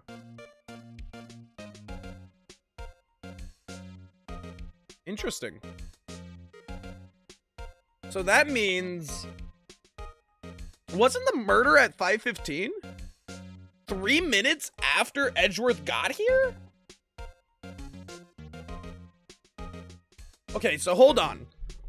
If the murder was at 5:15 in the parking lot, let me line these events up for you. 5:12, Edgeworth gets home or gets to the office from the police department with the trophy in store. He goes inside. He probably leaves the trophy in the trunk for some reason, right? Right? Keep it following here. And then the girl, Lana Sky's like, oh, how was the reception? Was everything great? He's like, oh, don't worry about it, Lana. I was just the best prosecutor to ever live, and Von Karma's in jail, so he can't possibly win again. And then she's like, oh, well, where's the trophy? He's like, it's in my trunk of my car. Here, you can go get it if you want. And he gives her the keys. But when she gets to the car, she opens it. Somebody tries to murder her. She fucking combo breakers him, stabs him in the stomach once. Fatality! Grabs the trophy and runs back up. She doesn't say a fucking word. Then, Angel Stark comes out of the darkness like, I got lunchboxes in my court. And then, she sees the murder and she's like, I will call my boyfriend the security officer. And that is how it all went down. I'm telling you, I'm fucking galaxy brained. They can't sneak one by me. They can't. They can't sneak one by me, dude. This is the last parking stub from the underground lot. The murder took place around 5:15. Told you. So the murder happened right after you got back? What, right? I'd appreciate it if you direct that suspicious glare elsewhere. What the fuck? Excuse me! What is Mr. Edgeworth doing anywhere on the premises? I'm Edgeworth. What is it? I'm here, sir, at the request of the chief, sir. You've got your report, sir. Report? What? Did you find new evidence on the case against Chief Prosecutor Sky? I don't like the way this conversation is going at all. Sky, sir! No, sir! No name on that card, sir! Not in this report, sir! I think I just heard Edgeworth's lid blow. Mr. Edgeworth's lid isn't on very tight, is it? I made a clear request to the police department. Did I not? I need to focus on the trial tomorrow, so don't bring me anything unrelated. Sir, but, sir! I'm just following orders, sir! They told me to bring this to you! I wasn't aware of the particulars of your arrangement with us, sir. Give me your name. Yes, sir. Macon, sir. Officer Macon. Right. Officer B6. Make your report and leave. And good luck with that raise next month. But sir, I didn't know. Poor guy, looks like he was absent on the day that they gave out brains and good luck. Poor Phoenix! Right. Left? Oh, me, right. Yeah, yes, sir? He caught me off guard. As you can see, I'm busy. You may leave now. Let's do what he says, Mr. Wright. The victim was a detective from the same department as the patrolman just now. Go down to the police department. You can ask more there. Thanks. Seems to have finally at least calmed down. Alright. Well, we gotta go to the police department now. Oh, fucking Jesus. Do you have anything to say about the murder weapon? Oh, wait. Do you know this person? About this card. Lunchland vendors only accept cash, not cards. Especially not a card belonging to someone else. No. This isn't a credit card. It's an ID card. It belongs to a detective. And you're showing this to me, the lunch lady, why? That's like showing a fine honeyed ham to a detective. Why do I always feel like I'm being mocked? Did you take a look at this? You. Yes? You said you wanted some hot tea, right? No. But thanks. She didn't even look at me. You must have to brew the leaves a long time to get rich flavor like this. We pre-infuse the leaves with steam before brewing. I knew it! So that's the secret of their aroma! Exquisite! The only thing I'm smelling here is wasted time. Did you take a look at this? You... Yes? You said you wanted some hot tea. Okay, well... What is she gonna say about the parking stub? Okay, well, just more... Don't care, bye! Okay, police department entrance. February 22nd. Police department entrance. Oh, I forgot about the freaking mascot that the commander was trying to put in. Phew! We're finally here. Why would they put the police department so far away from the prosecutor's office? Beats me, that almost took 30 minutes by taxi. And traffic wasn't even that bad. The police department, huh? I've only ever been to criminal affairs next door. Huh? Hold on, what's that? It's the fucking thing that they were trying to set up! Disturbing. Why does it undulate like that? Oh, wait, I know. This is the blue badger. Yep. That does not look like a badger at all. They're trying to make him the police mascot. Wow, Mr. Wright, you sure know a lot about the police.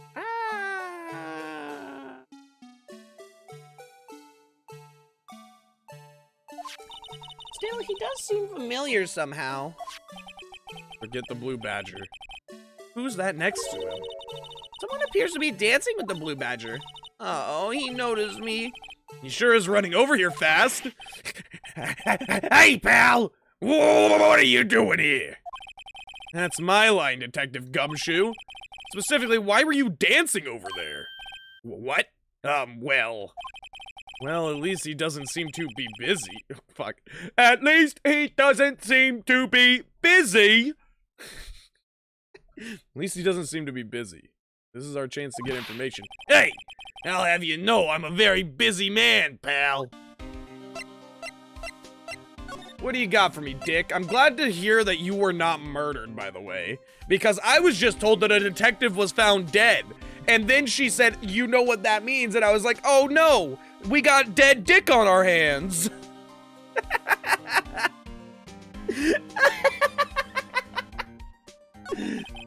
I'll give you one word of advice, pal. You better not agree to defend the suspect in this case.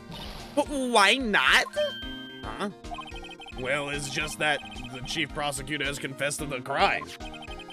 She says she summoned the detective to the prosecutor's office and she killed him. But what if she's not telling the truth? Yes, well, no. Come on, pal. There's plenty of evidence against her. Well, what if the evidence was faked? Hey, pal. Can I speak to you for a second? Me? Why is this little girl so peeved at me? She's a relative of the suspect. She's Lana Sky's sister. Whoa! The chief prosecutor's little sister? I don't like the face that you're making. Just please investigate this case carefully, okay? Scientifically. Yes, sir. Oh, by the way, you might want to keep your voices down. You don't want to be overheard using words like faked. Huh? It's a sensitive issue with us these days. What? Why would words like faked be sensitive? Did you guys fake evidence for Von Karma? Is that what you're telling me? The 2 months? You know, the fucking 13 years that Von Karma pulled up fake testimonies, false information, and all this shit? Could that possibly be why it's sensitive? Oh, my bad for not doing your fucking job. Jesus. So, what are you doing here, Detective Gumshoe? Me? Oh, well, nothing, really. They kicked me out of criminal affairs. Detective Gumshoe? What did you do this time? What do you mean this time? Then what happened? I know things are busy right now. I mean, with my sister's case and all. It's true. We've never had a chief prosecutor murder anyone before. Only the highest ranked people are being led to criminal affairs now. The lowest ranking guy is our chief of detectives. They're not letting any of us rank and file detectives in at all. None of you? I know this is an important trial, but isn't that a little odd? So anyway, I thought I'd spend the day getting the badger dance down pat.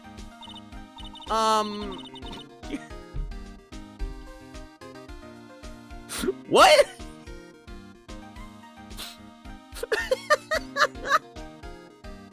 So I thought I would spend my day dancing with the mascot of the precinct, you know?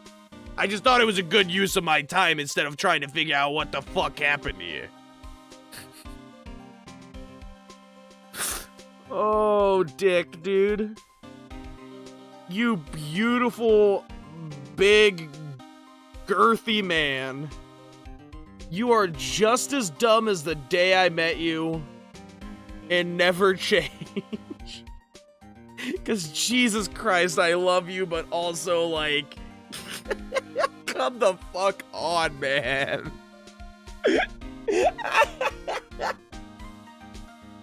He is the epitome of a fucking himbo, bro. This guy is himbo prime. Dick Gumshoe is himbo prime, man.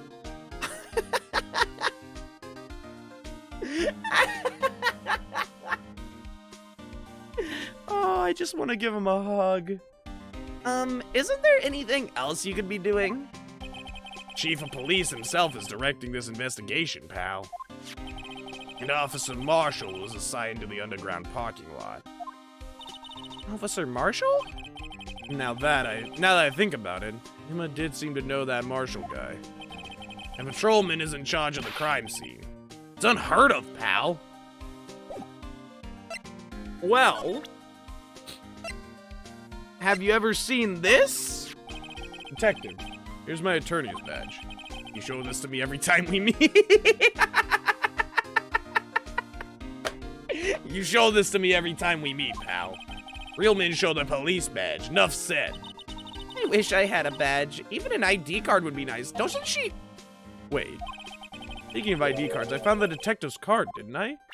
Doesn't she have an ID card off of her jacket?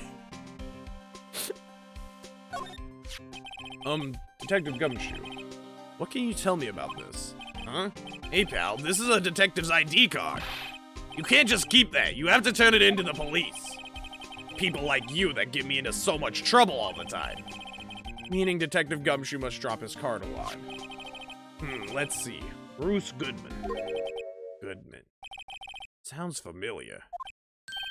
Nah, my mistake.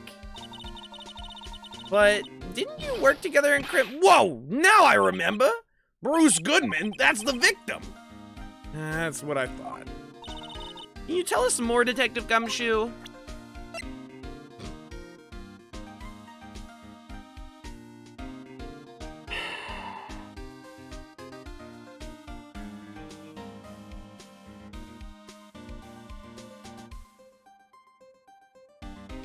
Boy. That's all I can say about this whole case is just like, it's just like, I don't know what's happening from moment to moment. My mind has just been like blank the entire time because like literally there's no keeping up with it. No trying to figure this out. You just gotta strap in, white knuckles to the bar, and scream and hope that at some point the ride stops. Oh my lord. Found in Mr. Edgeworth's car, stabbed with Mr. Edgeworth's knife, huh? What would drive Chief Prosecutor Sky to do such a thing? Wait, I mean, sure, of course someone else really did it. Someone who must have a grudge against Mr. Edgeworth. The car and the knife do seem a little too well organized to be a coincidence. Poor Edgeworth. What could have happened? We have to find out a little more about what's going on with Edgeworth. Hey, that's it! That's the King of the Prosecutors Award that Mr. Edgeworth got yesterday. Were you at the awards ceremony, Detective Gumshoe? Of course, pal. I got an award for diligence myself. Lack of it? Ah, congratulations. I was wondering, why is the award a shield? And why is it broken? Oh, there's a reason. I'll tell you what it is later. Apparently he's forgotten. But I was proud of Mr. Edgeworth for winning that award. Even with all the naysayers in the prosecutor's office. Naysayers? Must be because of the rumors. Okay, I'm assuming that this is gonna be the same stuff. Yep. Alright. If that's the case... Okay, so we're dealing with a murder that is trying to be covered up for some reason by not only Lana Skye herself, but it seems like the Criminal Affairs Department is in on it. And I'm so confused as to why they would want to cover up a random murder. Are they just trying to get Edgeworth off the hook, finally? Because, like, he's been in, like, multiple investigations over the past 2 months, and he hasn't had a chance to breathe. So this ID card belonged to the victim, eh? Yeah, it belonged to the victim, see? He was a detective like myself. Detective Bruce Goodman. Don't you think it's strange? I mean, why would the victim's ID card be lying on the ground where we found it? Well, Detective Goodman should have been at the police department yesterday. Excuse me. There was evidence transferal for a case he handled 2 years ago. Evidence transferal? Mr. Edgeworth mentioned that too. But Detective Goodman was killed at the prosecutor's office. Well, that's the thing. It's hard to say this, but word is that Chief Prosecutor Sky called him out there to the parking lot. And Lana's confessing as much. He's in a tough spot again. Again?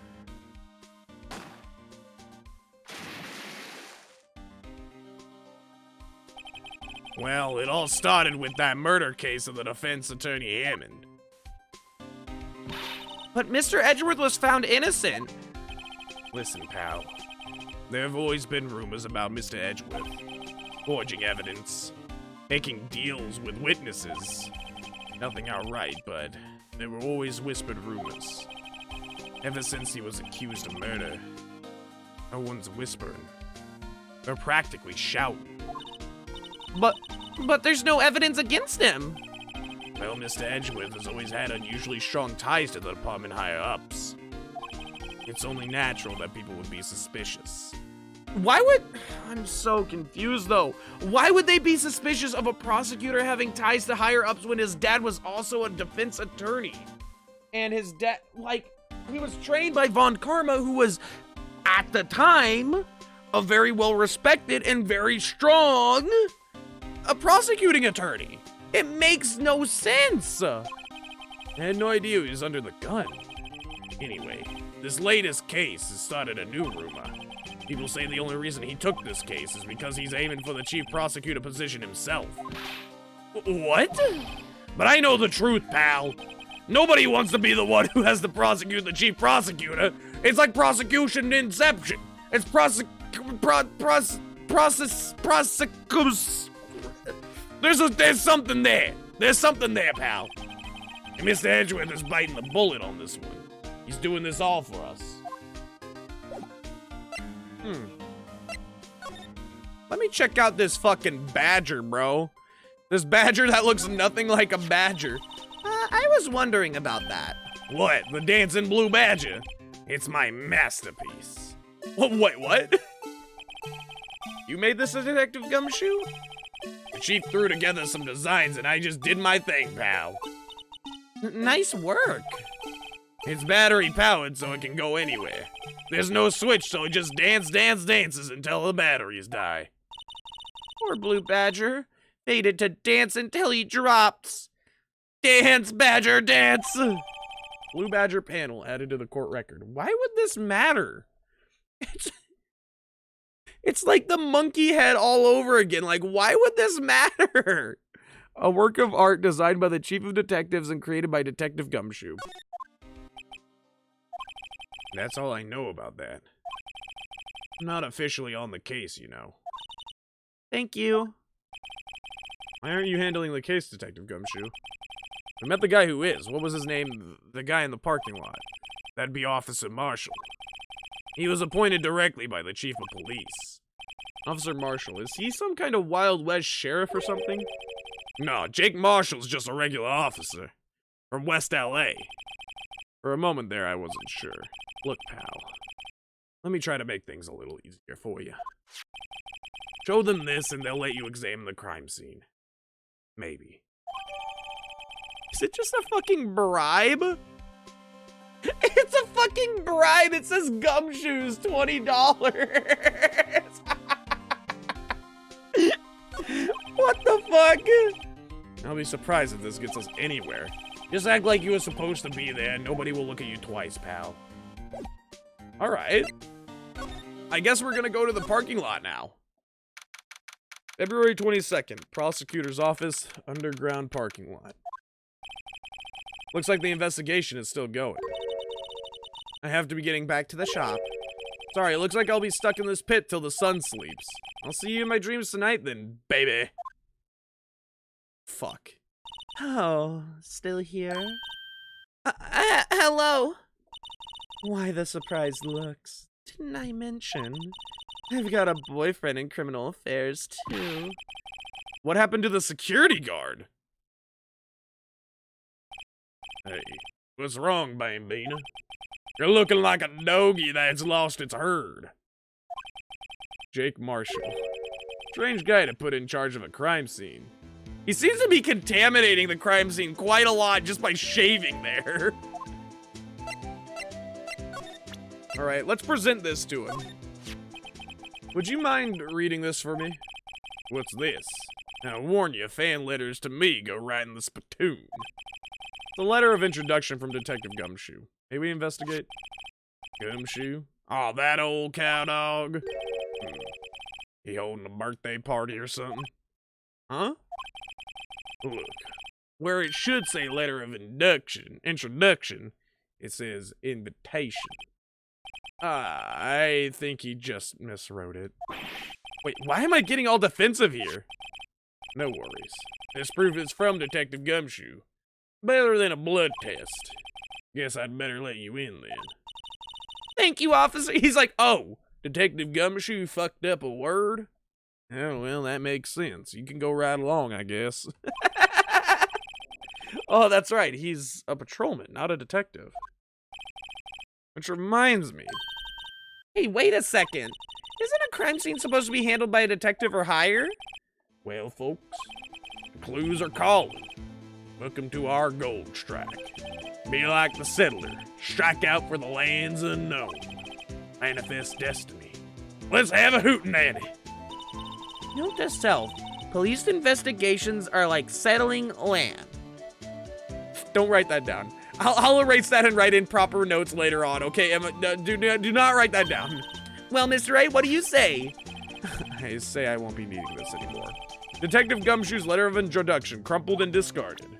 Let's fucking go! Okay, we can actually, like, go to the crime scene now. Okay, we can look at this camera, finally. This looks like a cell phone. Scientific analysis would suggest this belonged to the victim. I can't think of anyone else who it could belong to. Edgeworth? Marshall? Angel? Security guard? Victim? Lana. Yep, no one else! No one, not a single soul! What's so scientific about that? Should we check it out? I feel like we should, yeah.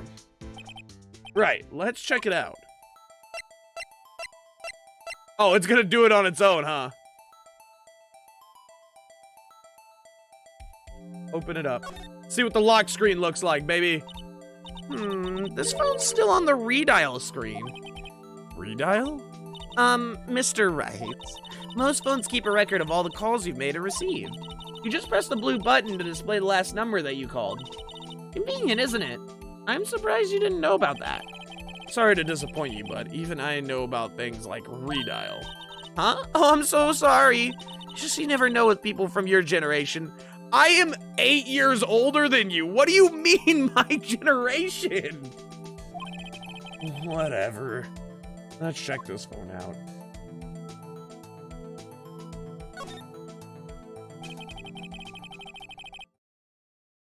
Now to see who the owner of this phone called last. Note to self, a defense attorney doesn't think first, he just pushes the button. That just honestly, you know what? That describes this whole entire game so far. I am not in the slightest bit upset with that. Oh, you're personally attacking me, but also I have been attacking Phoenix for contaminating evidence this entire time.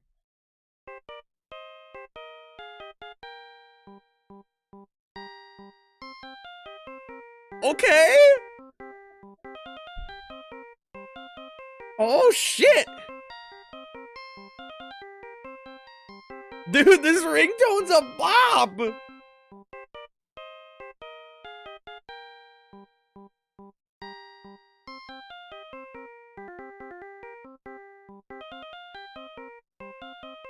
Oh my god, it just keeps going! It just keeps going! Hey, that song, I know that! Hey, what's going on over here? Wait! Sorry! I see you, partner. You pressed redial on that there phone, didn't you? Well, yeah.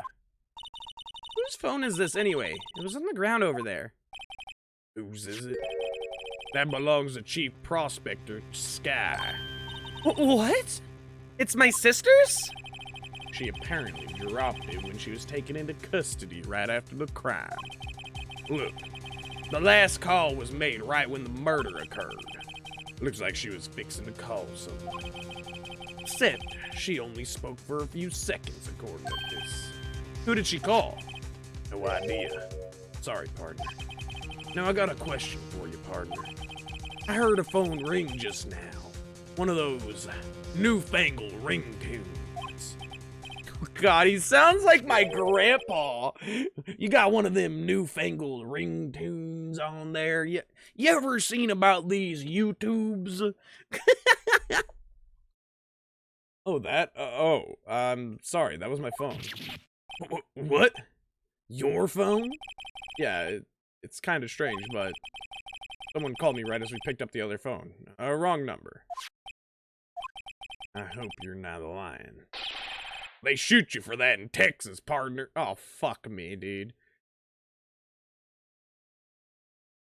He's from LA, not Texas. Uh-oh, I've incited the wrath of the Lone Star Patrolman. Cell phone added to the court record. Last call made at 5:18 on the day of the murder. All right.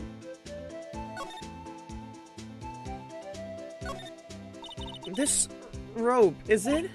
Yep, they laid it in the outline of the victim's body. So wait, the victim must have died when the killer closed the trunk on him. You have got to be the only person I know that would come to that conclusion. Okay, what is this?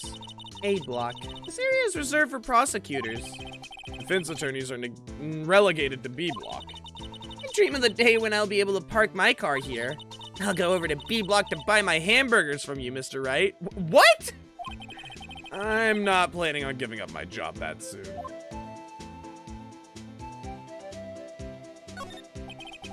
B block is through here. That's where visitors park. I can see the Lunchland car over there, far in the distance. Hey, you're right. I like the cute design on the door. You can see a cartoon cow munching down on a juicy-looking steak. Cannibalism? Doesn't that strike you as a little creepy? Just don't think too deeply about it and you'll be fine. This appears to be the car where the body was found.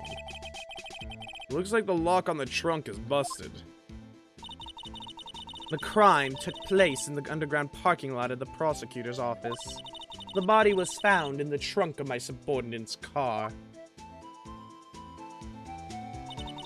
I had a luxury car. It screams, I have money to burn. Yeah, prosecutors get the big bucks.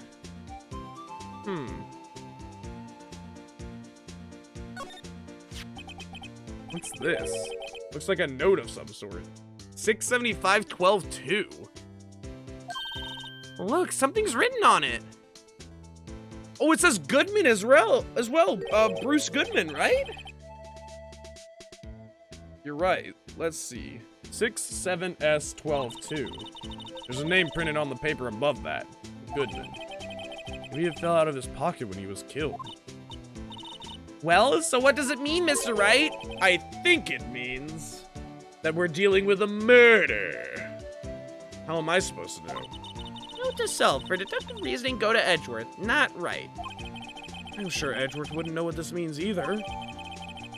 Victim's memo found in the car trunk. What the fuck? 6 to 7S. 12-2.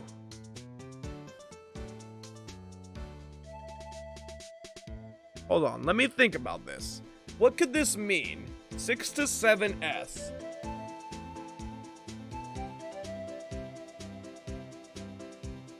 What would the 2nd of December be? Or the 12th of February? It'd be the 12th of February, right? Because in Japan, I think they go day, month, year.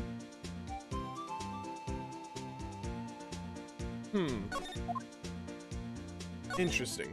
Can we ask Jake? Oh, we can't ask Jake anything? Jake? Slide. Oh, there we go. There's Jake. Hello, Jake. Officer Marshall, could you tell us more about the victim? Good men always die young. Remember that, partner. Could you be a little more specific? Bruce Goodman. He was a detective, right? Well, well. Aren't you a feisty doggy there now? This is like exactly what everybody who has never been to the South would expect the South to be. Like, literally, this is the stereotype of Southern life. I'm telling you, this is fucking hilarious. Is that Wu-Tang on his, like, badge over there? Detective Goodman was stabbed here at 5:15. The smiling Madonna told me the tale. I think he means the witness, Miss Angel Starr. One stab to the chest. Fine piece of work. This here's the autopsy report. Death due to loss of blood, 1 knife wound, died within an hour and a half of 4 p.m. So it's not 5:15 that he died. Okay. It's not guaranteed to be 5:15. If that's the case, he could have been stabbed and then a vampire drank from him. And that could have killed him. Dracula, you're on the fucking chopping block, baby. Was my sister involved with the victim in any way? Funny you should mention that, Bambina. Chief Prospector Sky and Detective Goodman had nothing in common at all. Nothing in common? They apparently worked together on a case a few years back. So there's no motive. Goodman wasn't a particularly gifted detective. And that's one reason why he did. Dude, the fact that he's able to drink and talk at the same time, he should be a ventriloquist. That's one reason why I didn't do much work with the chief prospector. But my sister called the victim here on the day of the murder, right? Here, this parking lot? So it seemed. Like calling an unarmed man to a shootout at high noon. Is that Cole Cassidy? You guys thought I wouldn't fucking remember the name. You guys thought I wouldn't remember the name change. It's Cole Cassidy now, baby. Although, I did watch Carnage, Venom Here Comes Carnage recently. Almost said Cletus Cassidy. It's Cole Cassidy. No more Jesse McNee over here, baby. I don't mean any offense, but Officer Marshall, you're a patrolman, right? Not a detective. You calling me out? They shoot you for that in Texas. No, they don't. They don't. Literally nobody does that. Huh? I was one of them fancy shoe detectives till 2 years ago, tell you the truth. Oh, really? Now he tells me. But you're a patrolman now. So how can you be in charge of a crime scene? Nothing gets by you, does it, Bambina? Hold on, I just gotta look what, Bambina means? I don't understand his dialect. Bambina. What is Bambina? Bambina is Italian for girl. Okay. Bambina can also mean little girl, like a child. Baby girl, I don't think he means it like that. Hopefully he doesn't. Bambina means babe, female child. Okay. No, I get it now. Anyways, continue on, Cole Cassidy. So why are you in charge? No reason. We're just short on hands right now. I'm keeping an eye out in the meantime. He isn't gonna have any beard left here soon enough. Not that he has, like, much to begin with. He's definitely, like, a Hollywood actor that wants to be the character. Like, without a doubt. Because, like, look at how patchy that beard is. That's odd, though. Detective Gumshoe is saying he had nothing to do. Nothing important, at least. He's nothing but a sad old cowdog that can't find a stay. Maybe it's because he runs with that Edgeworth, eh? Edgeworth? That cowdog's been kicked out of his cattle run by order of the chief of police. Just he don't realize it yet. Detective Gumshoe kicked out of the investigation? So there's no connection between Detective Goodman and my sister. That's correct, but there's a gold mine of evidence against her. And the prospector tomorrow is nothing other than Edgeworth himself. Afraid your sister's fate is decided, Bambina. Many condolences. Officer Marshall. Yeah, Bambina? How can you say that? You and my sister, you were... There's something between this cop... Wait.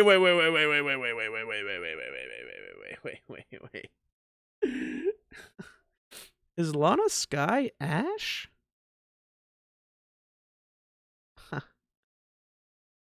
Old Cole Cassidy just found his little sweetheart. His very own Bambina, you might say. Is there something between this cop and her sister that I don't know about? I apologize, Bambina. Something must have gotten to me. Maybe it's that dry wind that's a-blowing through the prospector's office. Dry wind or ill will. Someone's up to something here. But who? Did he murder him?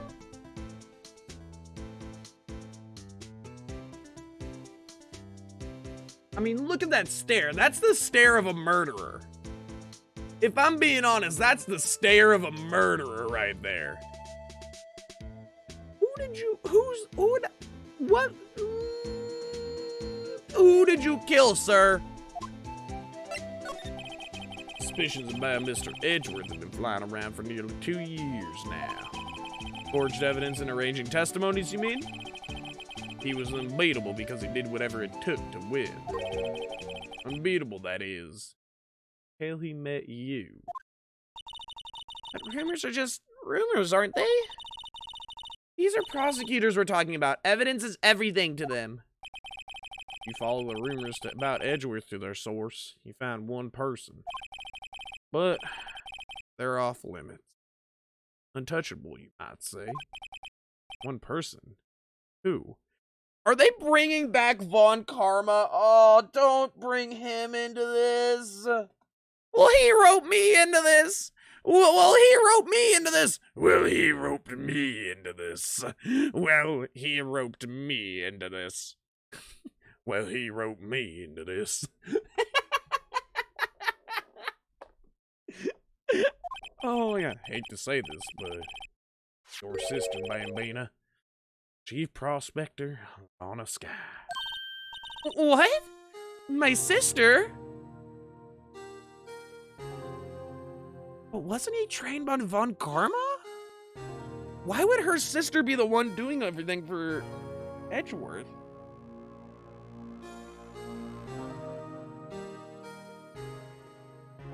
What?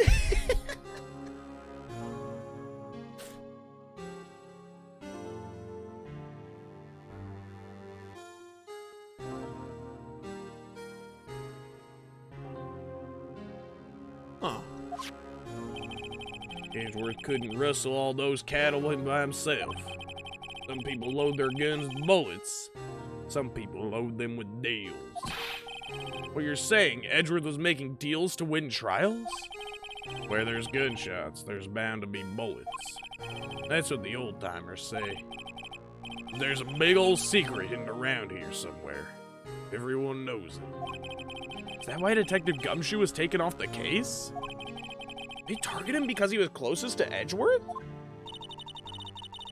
So, well, how are we doing, Mr. Wright? I'll be honest here. I'm still trying to figure out who Bruce Goodman is. I guess we've got some clues. We have an autopsy report, note from the victim, and a cell phone. So, you think we'll be okay? Well, the only thing still bothering me is that Lana is confessing to the crime. She says she did it. No problem. I can guarantee that she's not the criminal. Oh, by the way, Emma. Yes? I know that song your phone plays when it rings. What?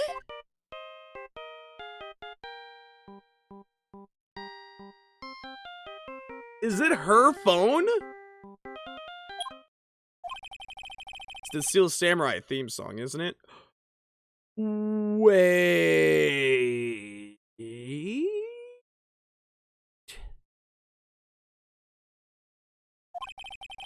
That popular TV show for kids. The phone that rang earlier wasn't mine. It was yours. 5:18, just after the murder took place. Your sister called you, didn't she, Emma? Fuck. Oh, shit! I'm sorry. Can you tell me what you talked about? She hung up right away. I see. Dude, she's fucking lying! She's lying! The cloud goggles are always the telltale sign of a liar. You are lying. The clout goggles and the fucking bun. You are lying. 28 stab wounds. You just don't want to give him a chance, did you? Cell phone updated in the court record. Property of Lana Sky. Last call was made to her sister Emma at 5:18 on the day of the murder. A detective is murdered and a suspect is a top prosecutor in the district. Got a bad feeling about this. Like, maybe I still don't know everything that went on here. Yeah, we don't know everything. No, not the... Damn it.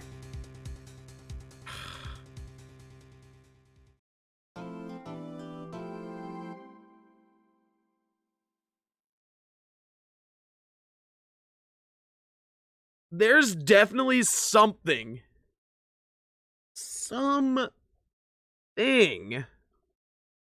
that's going on here.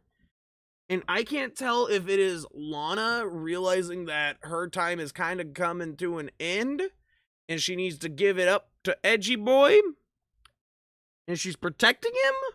I don't think Edgeworth killed him and I don't think Lana killed him. But if that's the case, who is the chief fucking suspect right now? We don't have another suspect. Maybe Angel? What if it... no, Angel... It wouldn't be Angel's boyfriend. She has like 5 boyfriends. I feel like she's not very connected to save one of them. She at least has 2 boyfriends. But Angel seems very sus, man. She seems very sus because she's like talking about how prosecutors are scum and that they should all be rid from this world. I don't know whether I want to trust Angel or if I want to not, like, there's a lot of eggs in this metaphorical basket right now. And I need to know more. I need to know more. Yeah, if we can get to a second day of investigating, I will be surprised, dude. February 23rd, 9:34 a.m. District Court, Defendant Lobby number 2. How did the investigation go yesterday, Mr. Wright? Frankly, there are still a lot of gray areas. Or rather, the whole thing is one big gray area. Don't worry about me. No matter what the outcome, I'm ready to accept my fate. I believe in you, sis. Mr. Wright, let me offer you a word of advice. Yes? A defense attorney should never believe their client.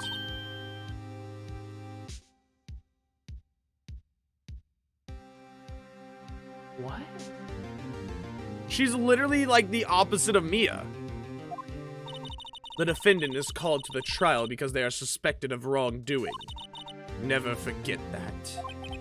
Miss Sky, you remind me a lot of Mia, but there's one decisive difference between you and her. And that is, you're not a defense attorney. I believe it's almost time for the trial. Good luck, Mr. Wright. My first trial without a Fae helping me. No one's going to bail me out this time. I'll be alone in there. So I have to discover the truth all by myself. No hand-holding, the first time in the whole game, and it's the final trial that they don't hold your hand. Let's do it, Mr. Wright. I'll be with you the whole way. Oh my fucking lord, is she my new Mia? Oh no. February 23rd, 10 a.m., District Court, courtroom number 9. We still have the same judge. Court is now in session for the trial of Miss Lana Sky. The defense is ready, Your Honor. The prosecution has been ready for a while, Your Honor. Edgeworth? I swear to God, you don't shut the fuck up! I'm gonna come across this mahogany desk and I'm gonna slap you the next month! It's been 2 months. I haven't been in a courtroom since this trial. I hope that personal feelings will not be a part of the proceedings today, Mr. Wright. I will choose the path I think is right, regardless of what those around me might say. The judgment to be made here is in our hands, not those of anyone else. Very well, Mr. Edgeworth. Your opening statement, please. Chief Prosecutor Lana Skye has committed an unpardonable crime. Not only this, but she was rash enough to commit it in the prosecutor's office lot. Wow, he's much more forceful in person. Don't cream your jeans yet, Emma, Jesus. He's just making his opening statement. I suddenly feel like confessing to everything. What? In 3rd grade, I once stole a pencil. In 4th grade, it was an eraser. In 5th grade, I went a little bit bigger and I stole a chair. Then I graduated in 6th grade to wet floor signs. However, she will now pay for her rashness with her life. There was a witness to her crime. A professional witness. Well then, call your first witness, Mr. Edgeworth. The prosecution calls its first witness, Miss Angel Starr, to the stand. The cough-up queen? Why is she always in the right place at the right time? That is my first and foremost question to anybody who is put on a fucking testimony stand more than like 3 times in their life.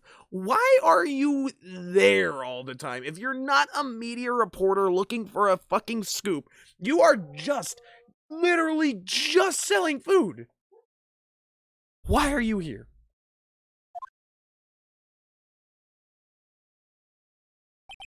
Haven't I seen you somewhere? You ordered the caviar lunch, right? Ho, caviar! I've never eaten caviar before. The judge is really wolfing it down. And for you, I have a Fiesta Bowl. Thanks. Will the witness state her name and profession? And you, sir? Did you order the fingerprint lunch box? What?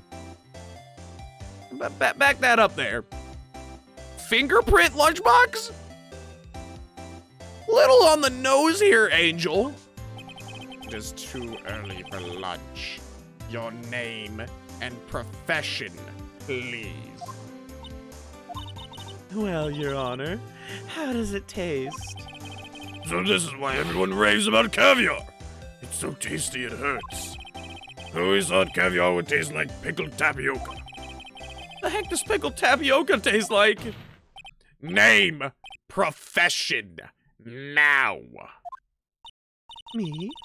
The name is Angel Star. Don't go forgetting it. I find myself running Lunchland these days. Is that what you wanted me to say, Mr. Edgeworth? Very well, witness. Please describe the incident to us. The prosecution will wait. I'm not finished eating. Hurry it up! Very well, Mr. Edgeworth. As you know, we usually call on the police to provide a prescription of the crime. Your Honor, as Mr. Edgeworth has said to the court, I am a professional. What exactly does that mean? Until 2 years ago, Miss Angel Starr was a special investigator with the police. She was a first-rate homicide detective. What? Miss Starr was a detective?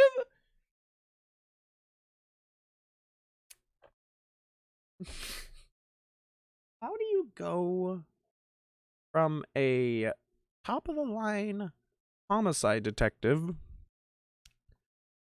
with a bright future ahead of you, much brighter than Dick Gumshoe, I might add, much longer and quite honestly stable and firm than Dick. How do you go from that to selling box lunches in mysterious and albeit pretty shady places such as a garage?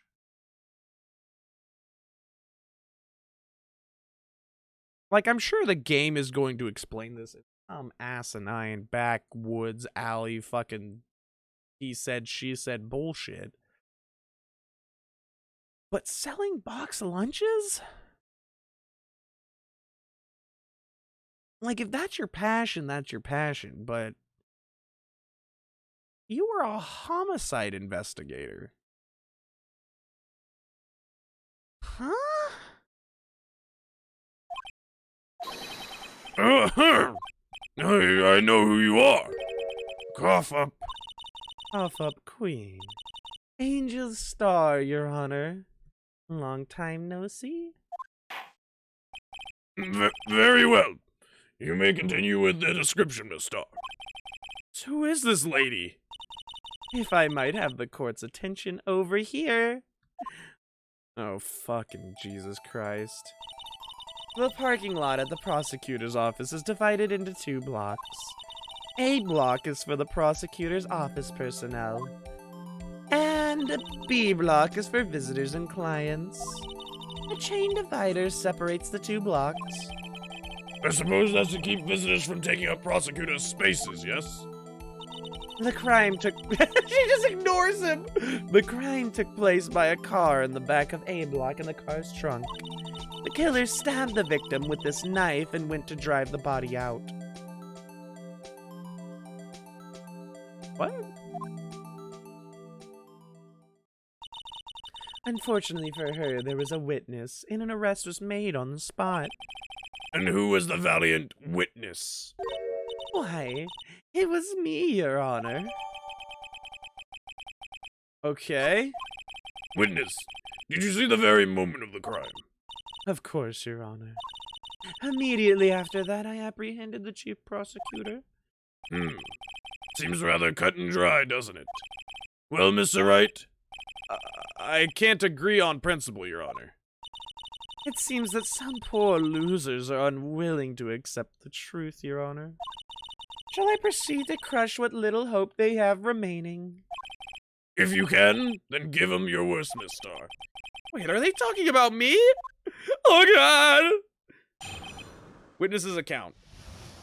All right, time to press Q on every single syllable. I always knew this day would wait, what? Somehow, I always knew this day would come. I was on my way to deliver a lunchbox to my boyfriend. Which one? When I sensed something. Perhaps it was my finely honed detective's intuition at work. Oh my God! Look at the fucking just intent in her eyes. Through the wire fence, I saw the chief prosecutor standing next to a garish car. The chief prosecutor was holding a knife in her right hand. Then she thrust the pointy tip of the knife into Detective Goodman's chest. Bringing a lunchbox to your boyfriend. How touching. That's not what... I don't think that is the main point of the testimony we should be focusing on, Chief. The judge is a fucking child at the fucking gavel. Oh, no. We could just say kitties, and he's like, Yes, yes, cats. I like cats indeed. Order in the court, look at cat. as you can see, there's no room for doubt. The key point of your testimony seems to be nothing other than the point of the knife which you saw being stabbed into Detective Goodman. So, how does it feel to be so utterly crushed? I'm still thinking about that. Dude, thank God this was not made in 2019 to 2021, because there would be so many horny comments about this game, and this woman in particular. Thank God this was not made during quarantine. It's merely a flesh wound, Mr. Wright. Just merely a flesh wound. You ain't got no legs, you bugger. Very well, Mr. Wright. You may cross-examine the witness. All right. I always knew a day like this would come. Okay. Pressing Q. How did you know? Respect the prosecutor's basic abhorrence of crime.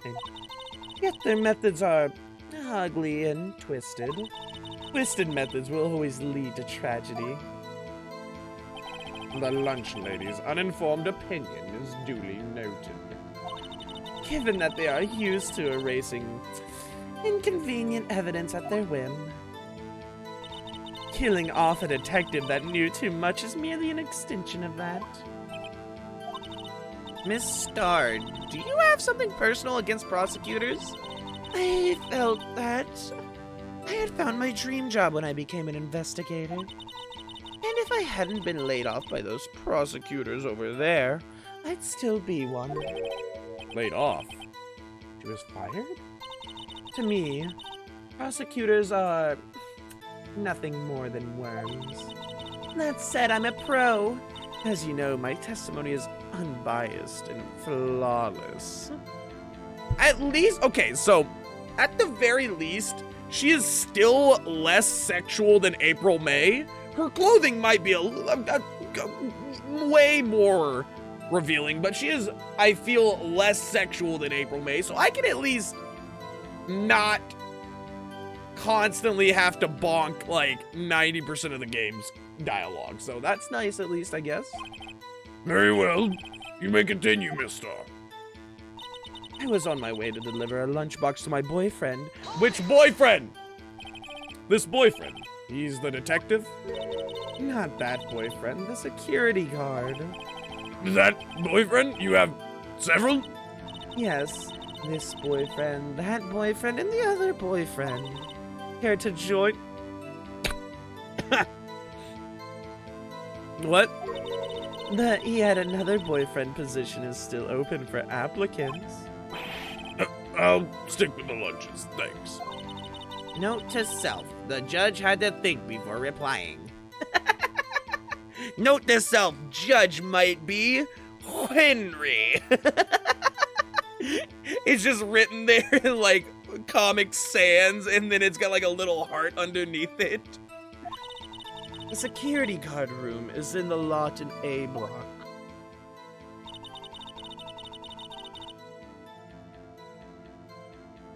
It's up on the second level, so you can see everything from there. That would be the room with the security sign. Oh yeah, the cafe. Incidentally, did you bring your lunchboxes by car? Since I am a visitor now, I parked in B block. So she was in B block when she witnessed the crime. When I sensed something, perhaps it was my finely honed detective's intuition at work. I'm sorry, we can't really go off of that. You sensed something. So you're saying you had a premonition of the murder? It felt like, how would you say? Oh yes. It was like the feeling you get when you view a pumpkin chock full of seeds.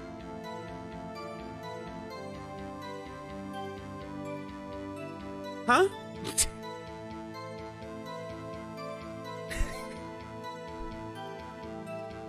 What does that mean? What?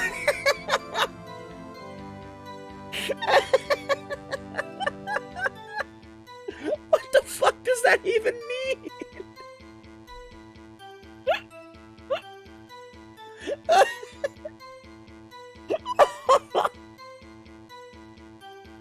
Oh yes, such a full pumpkin, nice and seeded.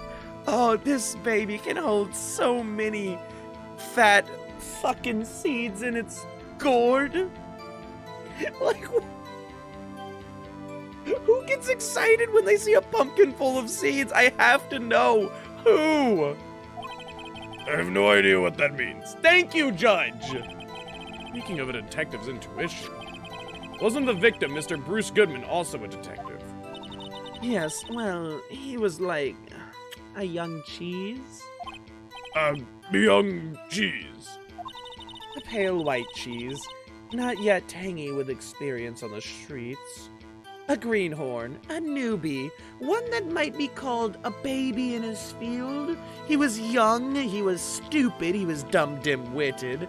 He's dead. Then I must be hard, yellowed, and sharp as a tack.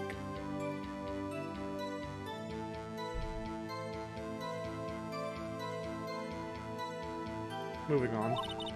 Yeah, with the odor of an old cheese to match.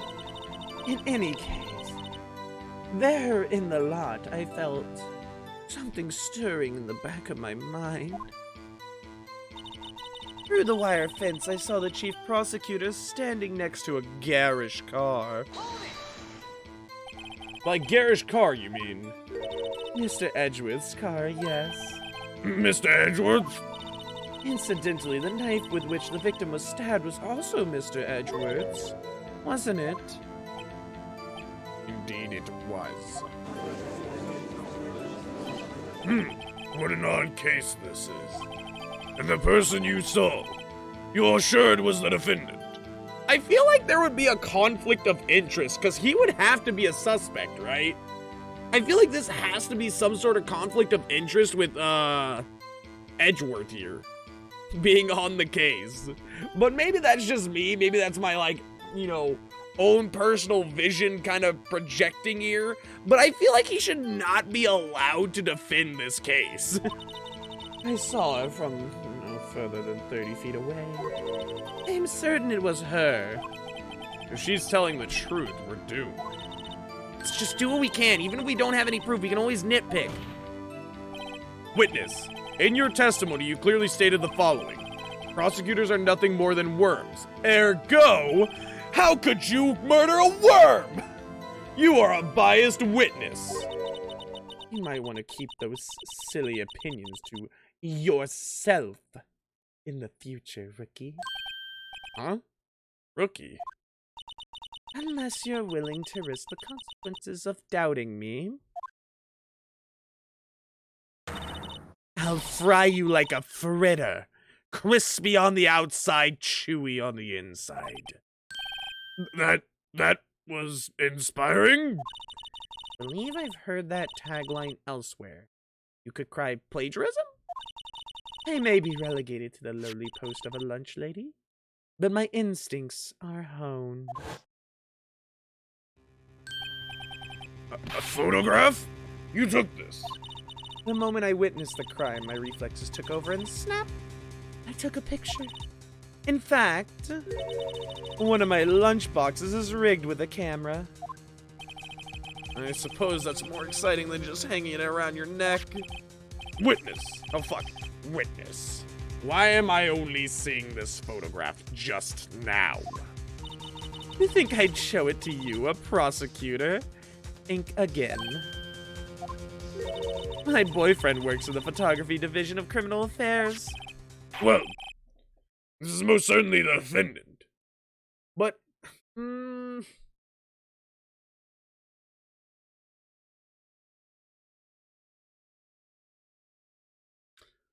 okay, hold the phones, though. That can be anything on that jacket there. It could be raspberry jam. It could be chocolate syrup for all we know because it's a black and white photo. And she does not look like she has murderous intent in her eyes here. She looks like she's just looking for something. But her hands are in the shape of a gun.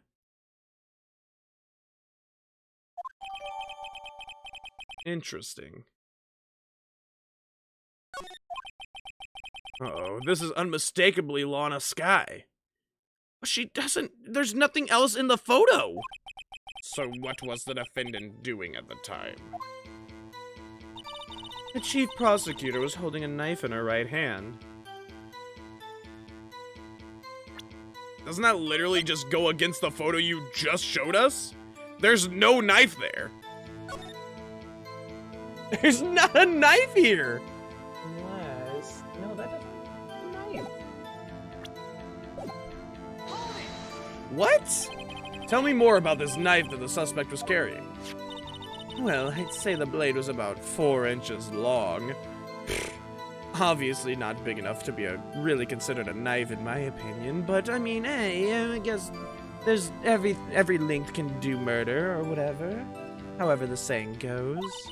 Is that right, Mr. Edgeworth? It is your knife after all.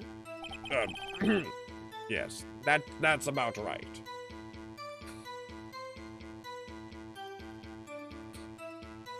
Is this whole case an innuendo? Is this the reveal of Edgeworth's dick size? Prosecutors are, by nature, well versed in the location of a man's vital organs. I'm sure it was easier than boiling an egg for my egg salad surprise set. Mahogany! You can't testify as to her ability to kill an egg. I mean, a person. Perhaps a chicken salad set would have been a better metaphor. The defendant was holding a knife. What then? Then she thrust the pointy tip of the knife into Goodman's chest. Tell the court why you didn't try to stop this crime. You did see her raise the knife to strike, no? The defense has a point. Unfortunately, by the time I realized what was going on, it was already too late. Too late. Yes, the next moment, the chief prosecutor brought down the murder weapon. But there's not actually a picture of this, right? And in this picture, her arm is in the jacket. But in this one, it's not. Like, it's in the sleeve. Huh. I see. It's only a flesh wound, Mr. Wright. We can make it. Said that before. Anything else? Scientifically speaking, Miss Starr's testimony is flawless. Sounds pretty fatal to me. What do we do? Is this it? Is my sister guilty? Just keep our heads cool and press the witness a bit, shall we? For some reason, having her panicking next to me makes me feel calmer. Don't smile like that. Okay. When I sensed something, perhaps it was my finely honed detective. Through the wire fence, I saw the chief prosecutor standing next to a prosecutor's car. She was holding this right here. It's this, right? There's not a knife in her hand. And you witnessed this. You saw Miss Sky stab the victim with the knife? As I've already said, yes, I swear it on my finest salmon swirl lunch. Does she pack a whole ass bottle of soy sauce for that? If you need a whole ass bottle of soy sauce, I'm just saying, the cooking might not be that up to snuff. Sorry to say. Also, stop bringing lunchboxes to your testimonies. I get, like, you know, you gotta promote, you know, it's marketing and all that stuff, but there's a murder here. I feel like we got a little bit of more pressing matters to attend to. I'm sure that is a fine lunch. But isn't that odd? Look at this photograph. Nickelback, take it away!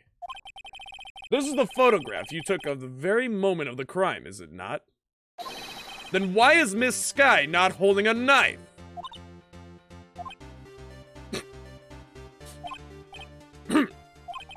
Mr. Edgeworth, your thoughts? Objection.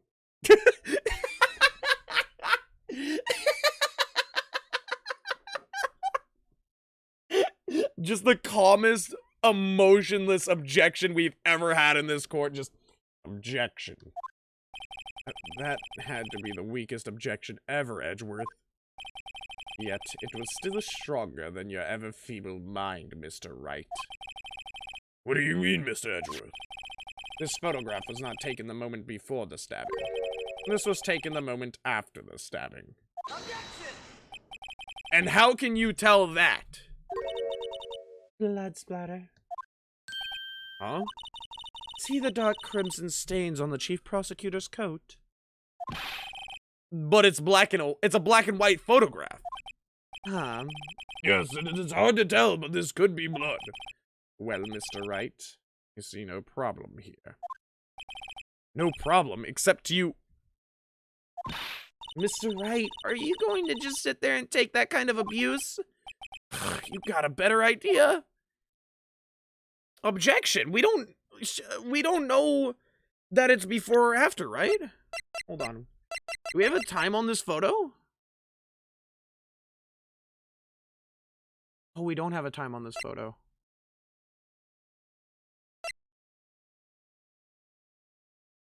A block.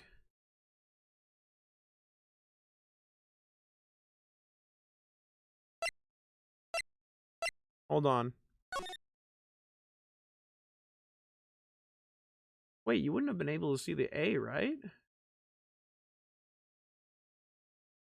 And if she had a boyfriend that worked in criminal affairs, he probably would have been able to... No, the A is beside that.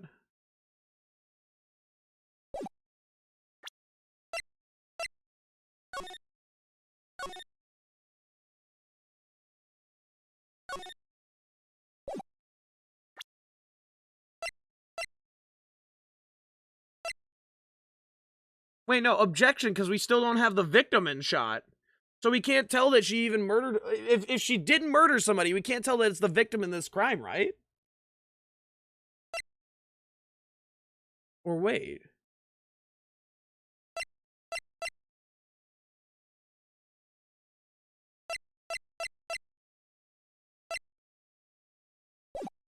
Can I object? Wait, that contradicts what the witness said in her testimony. Namely that she took the picture the moment she witnessed the crime. Well, it seems I was slightly unclear. My apologies. That's it? If you run out of lunch, you order seconds. Problem solved. If you don't like it, try ordering the jumbo-sized lunch from the get-go. Good advice. I'm not sure I understood it, but good advice. You save money, they don't have to deliver twice, they don't have to cook a second meal, and you're satisfied. Good advice. I didn't have time to stop her. Prosecutor Sky was cold, calculating, like a robot. She killed without pain or remorse. It was a premeditated murder. Premeditated? How do you know? Look at the chief prosecutor's hands in that photograph. Well, are those gloves? Surgical gloves, made of thin rubber, most likely. Why would she have those on? I don't know. Probably because she's a prosecuting attorney and she doesn't want to contaminate the evidence like the fucking rest of us, Edgeworth. Literally, the reason I have such a big problem with this game is because nobody wears fucking gloves.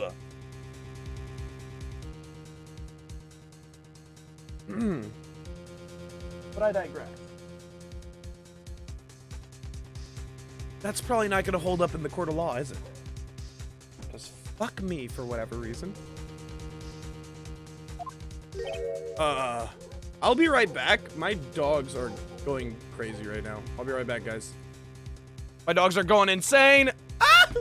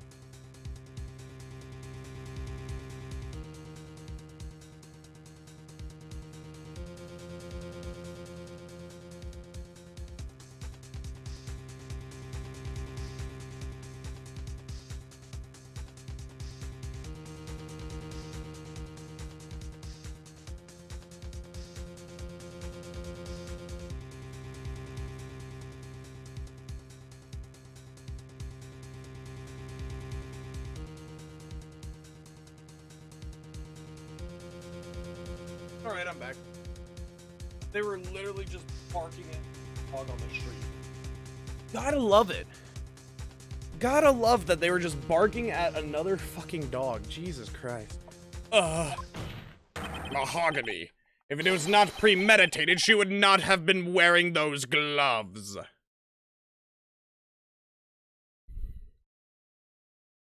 Edgeworth? Don't look at me like that. Don't look at me like that. I'm just trying to do my job, okay? I just fucking work here, dude.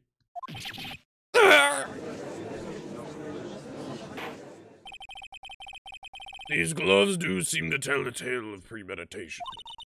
Premeditated murder. Serious offense. Witness, add this to your testimony. The murder was planned, the rubber gloves prove it. What if she was just in the habit of wearing gloves, like driving gloves? Mahogany, the gloves were admitted as evidence when the defendant was arrested. They were rubber gloves of the kind used for autopsies. Why? They get the autopsy report. In other words, when the chief prosecutor came to the crime scene, she came to do murder. It's the only possible conclusion one could make. Everything was planned. It was a premeditated crime. Impressive. I'm sorry that they took you off the force, Miss Star. This is bad. She's got them thinking this was all planned. If she can prove this claim, the trial's already over. Gotta think of a way to show that this wasn't premeditated. It's only a flesh wound. Shut up! Okay. Just keep our heads cool and press the witness a bit. Okay. What could cause this to not be premeditated?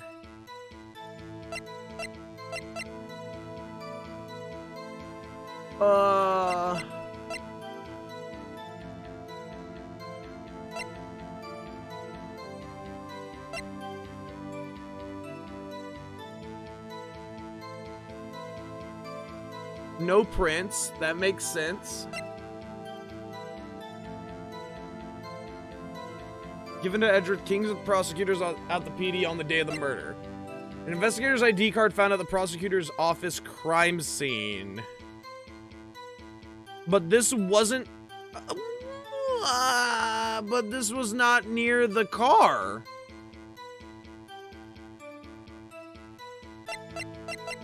What about this? 6 to 7S.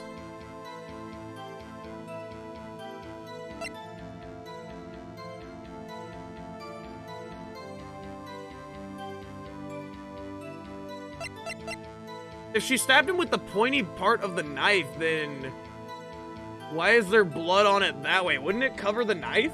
It would cover the whole tip. The blood pattern doesn't match.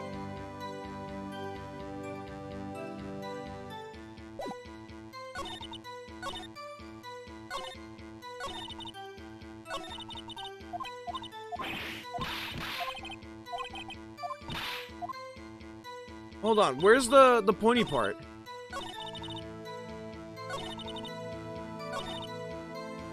The rubber gloves prove the murder was What about the pointy part of the knife? Wasn't that on here? Okay, interesting. Oh, crap, dude. Okay, I guess I can contradict that. Anything about this? It's just... Why is this here?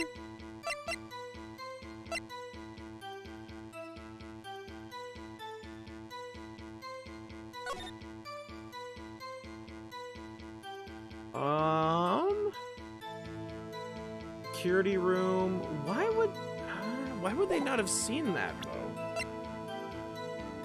Angel Star. Is there anything off about this?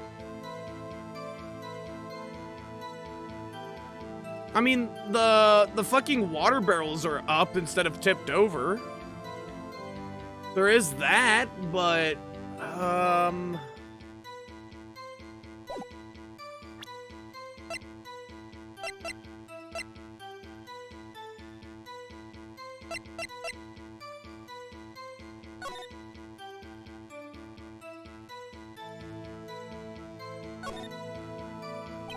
Miles Edgeworth, 1712. This is dated the day of the crime.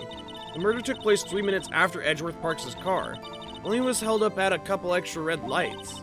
He wouldn't have been caught up in this whole affair, perhaps. Just goes to show you never know what'll happen when you run a yellow light. It still could have been premeditated, even with this. Died within an hour and a half. Died within an hour and a half of 4 p.m.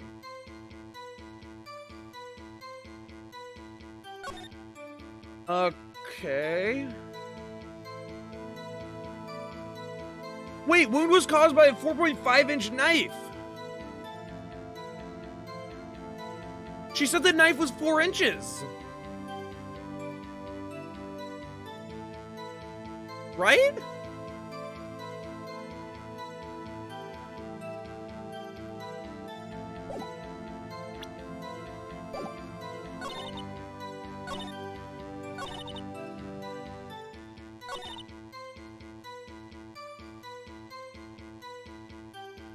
She said that the knife was 4 inches, though.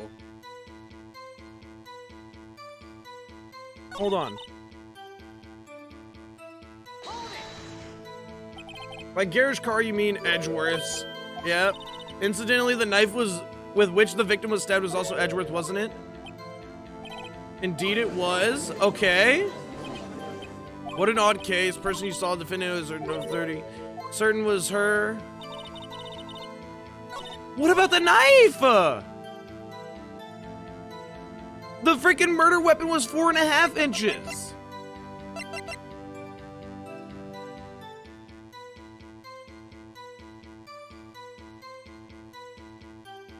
Also, how could it have been premeditated if she used Edgeworth's knife?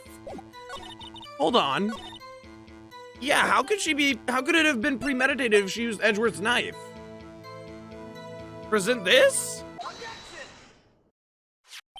Witness, do you know what this is? Are you trying to test me? I sell box lunches for a living, you know. That's a knife. The knife. The knife that was in Edgeworth's trunk. Indeed. It is my knife. Indeed, it is my knife. That's not his voice at all. What's with this case? The bloody murder weapon, a red car, all belonging to the prosecutor there. The defendant is the chief prosecutor for the district, right? Mommy, are prosecutors bad people? The defense has a request. We ask that the witness provide an accurate testimony. What's that, rookie? In your testimony, you stated that Lana Skye planned this murder. And that's why she was wearing those special gloves. Seems like a natural conclusion to me. The gloves do indicate planning. However, why would she not also prepare the most important thing? The murder weapon. This knife just happened to be in the trunk of that car. Ladies and gentlemen, if you're going to plan a murder, you don't forget the weapon. Not the food! Order! Order! Order! Great, now the tide is turning in our favor. Great show, Mr. Wright. My sister's as good as free. Nope, that's not what that means at all, Emma. Alright. I believe the next lunch you'll be eating is humble pie. Edgeworth, you did it again. What? That's not a real pie. And if it was, it would be disgusting. I hope you weren't deluding yourself into thinking that the tide has turned. Not over such a trifling detail. But this shoots a hole in the whole premeditated history theory. Bah. The prosecution could care less if it was premeditated or not. The only one who seems to care is that lunch lady over there. You know what? That does make sense. He's got a point. Most of the times I'm just like, how is that not evidence that's conclusive? How is that not this, that, or the other? But yeah, a murder's a murder. I can't argue with that one, Edgeworth. The defendant, Lana Skye, murdered a detective with a knife.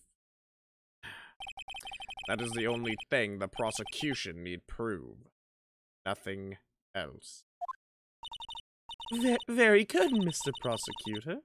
I suppose you think you're clever now. But you know as well as I do that she planned on killing him. It was planned. It wasn't. Why would she have been wearing... I believe I'd like to hear your testimony. Witness, please tell us only what you saw, not what you thought. How dare you? You're a rascal, Potion Summer. My powers of deduction are not to be underestimated. Really now? Phoenix Wright, he breaks the rules of court in some case. Ashlyn, I understand that you took a break from stream and might not have saw the first few cases, or maybe all the first few cases. I don't know. But some is a huge understatement. Because I don't think there's been a single case that he has not broken some form of code, conduct, just general, ways of the court system. He has contaminated evidence in every single trial, and pretty much went out of the way to say, get his people off the hook, even though he's doing it for the right cause. The methods is all I'm saying. Never watched the full game, so that's why I'm saying some. Oh, it's been every single one, Ashley, and I guarantee you that one. Now you don't have to say some. You can say all. I am here to educate. And I'm just saying, I wish that court could be like this, because it would be a whole hell of a lot more entertaining. But also, court's not for entertainment purposes. It's meant to find the truth behind the lies and all that. So, that's the thing. Also, Angel better hope she don't get thrown in a certain way due to what she's wearing and not wearing. Dude, Angel is a character. Lana Skye intended to murder Detective Goodman. That's why she called the victim all the way to the prosecutor's office. I'm sure that the chief prosecutor had a grudge against the victim. Nothing else could drive that human machine to plunge that knife in again and again. One knife wound. One knife wound. One knife wound.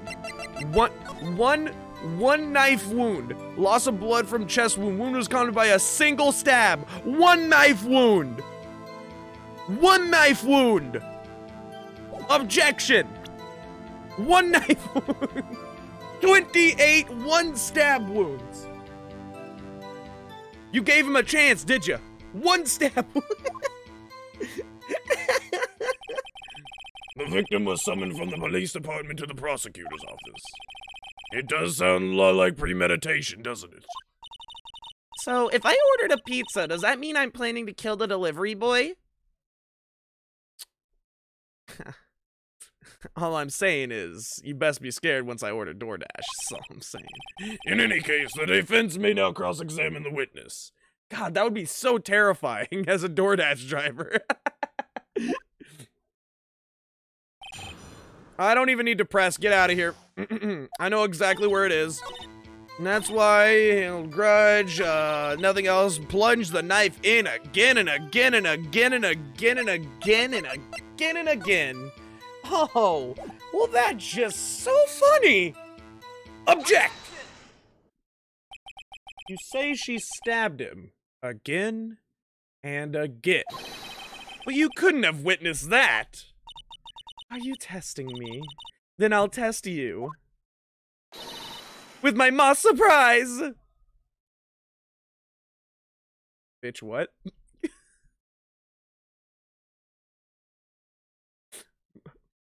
What? I am afraid the moss is growing under our feet as we wait, Miss Star. What do you mean? I shouldn't have to explain this, but take a look. The autopsy report states that the death was due to a loss of blood from one stab wound. Aha! You're right. Good show, Mr. Angel. What about me? What a hunk!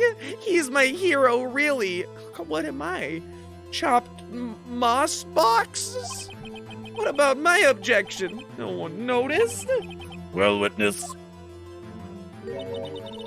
You got the crime scene set, right? Why does she have these on cooldown? Why does she have these? She's just carrying around rice with ketchup on top and a fork in it? Seems a little sus. oh, thanks. I always believed that no one could ever mistake ketchup for blood. And now I realize that such mistakes are possible. So, you're saying you mistook something for blood? When she lifted her knife, I thought I saw blood at her breast. Splattered blood from her victim. That's why I thought she must have stabbed him at least twice. Then tell us what you saw that you thought was blood. Testify. That's right, bitch. Testify. Her red muffler looked like... What the fuck's a... What? Her red muffler looked like blood to me. That's how ghastly the whole scene was. What's a muffler? Like, I'm assuming she's not meaning the muffler of a car. Her red muffler? Yes, like a scarf. The chief prosecutor always wears one around her neck. She can be easily hanged at a moment's notice.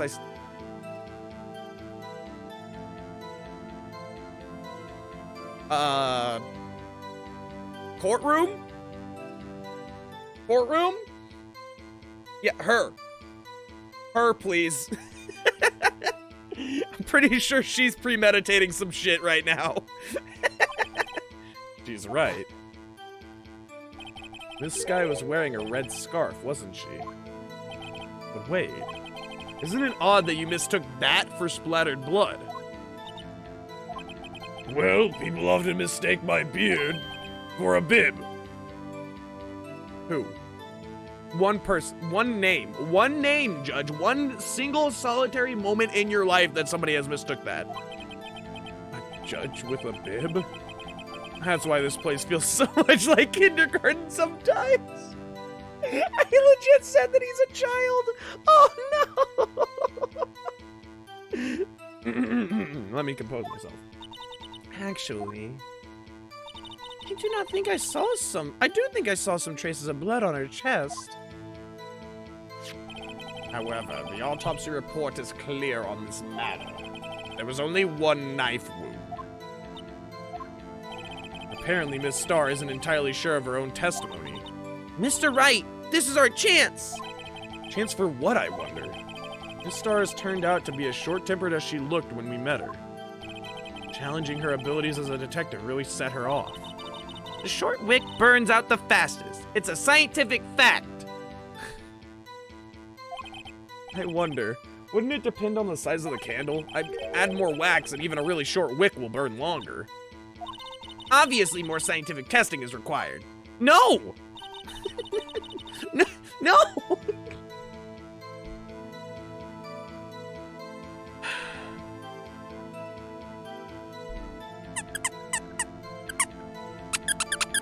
It's like a stress ball at this point to keep me from absolutely just one-punching all the characters in this trial. Thank you so much, Ash, for the freaking patchy redeem. I appreciate it. Oh my god.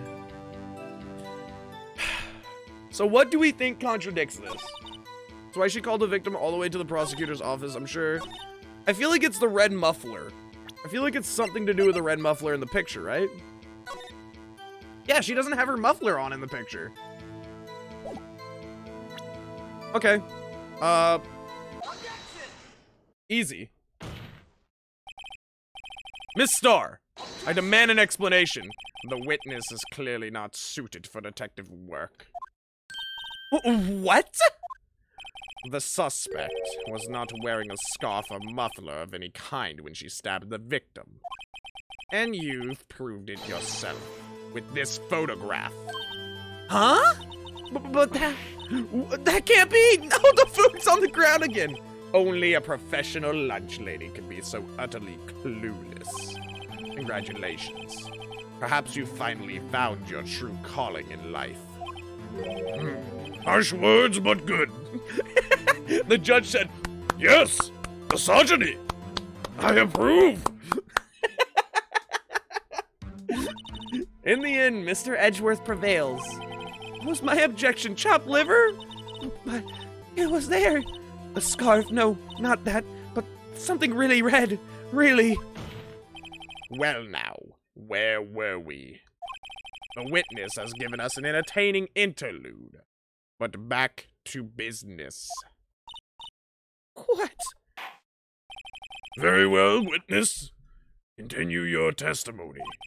You saw the crime and apprehended a suspect. Tell us about that. Oh, she angry. Very well. I do remember some things, accurately at least. Ultimately, we couldn't shake the most important part of her testimony. The most important part? The part where your sister stabs the victim. The next testimony might just be the moment of truth. Apprehending the suspect. All right. Roll him out. After the murder, the suspect attempted to run behind the partition off to her side. He quickly caught her, explained her rights to her, and arrest.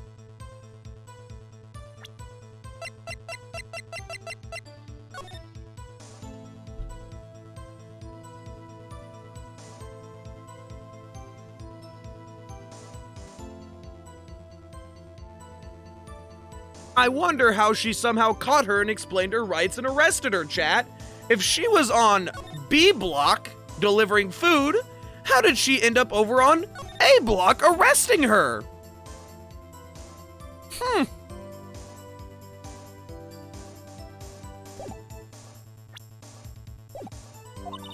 Ah, yes, when I arrested her, she mentioned the muffler. That's what had me confused in my earlier testimony. The chief prosecutor made to escape, but against Angel Star, resistance is futile. You are quite determined about this scarf, aren't you? I strike like a snake and bite like a cobra. That's me, Angel Star. I got fangs and a bark. That wasn't a very good metaphor. First of all, cobra is a kind of snake. Don't bother me with details unless you want to get bitten. Why is my nose bleeding? No, thanks. Note to self, Mr. Wright is weak against poisonous snake bites. I don't want her in my side of the court anymore, please. The chief prosecutor tried to resist, but her efforts were in vain. She knocked my hands aside, kicked over an oil drum, water drum, an oil drum? Hard to imagine. Oh, she's beautiful but deadly. A predator, this one. A leopard woman.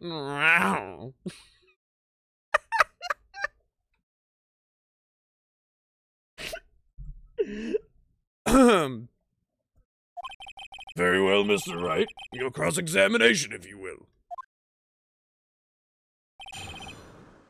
I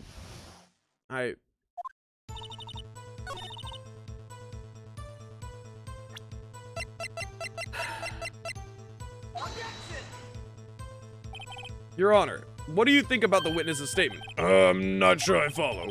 It clearly contradicts the, I thought... What?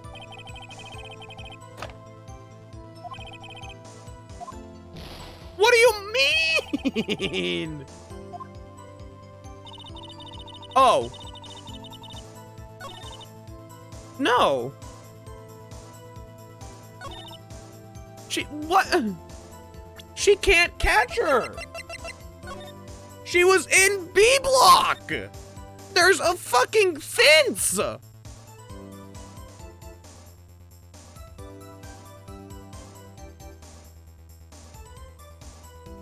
What?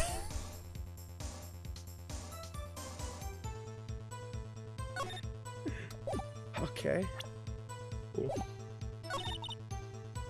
Oh yes, when I arrested her, she mentioned the muffler.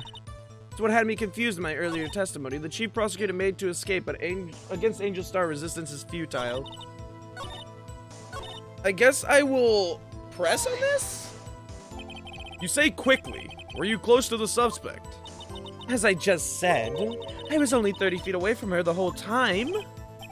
Maybe I should press her for more details. Press her! I'd like to see this on the floor plans, just to be safe. Why would okay. The Lunchland car was... She was a visitor, thus she was parked in B block. So you witnessed the murder from here?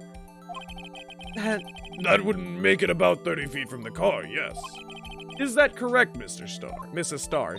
Patrick Starr? Angel Starr? Yes, that's right.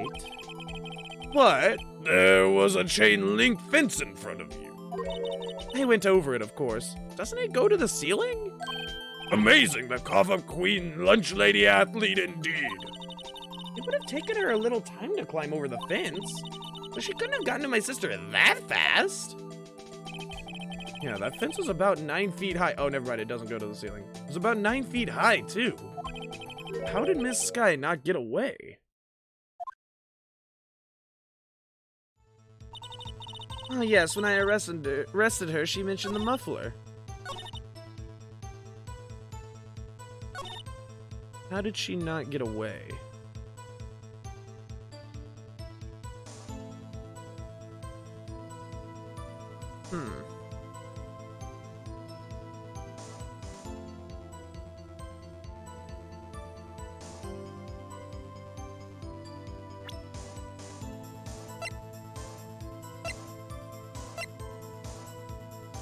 How did she not get away?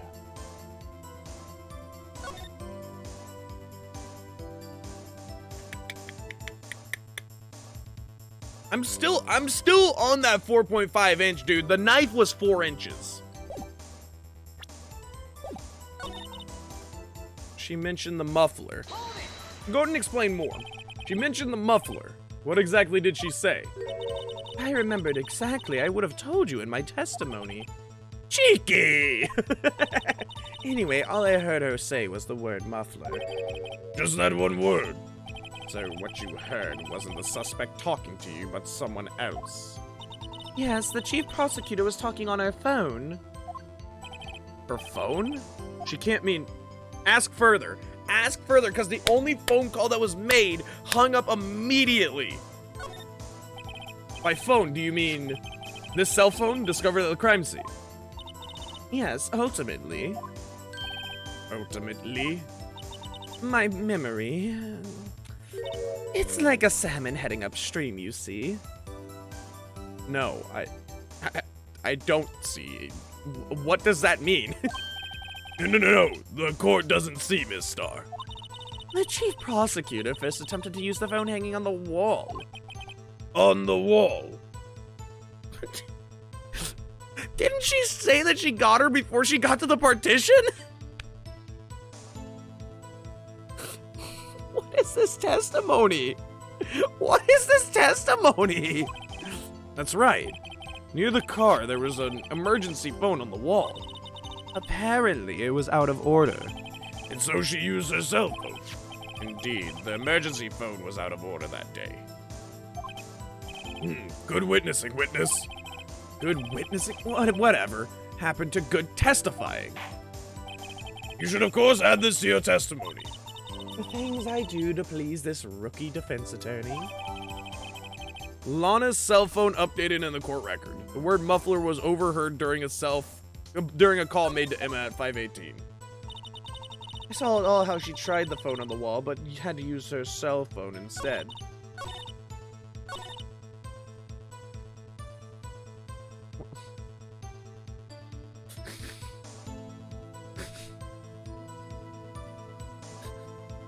Attempted to run behind a partition off to her side. I quickly caught her, explained her rights to her, and arrested her on the spot.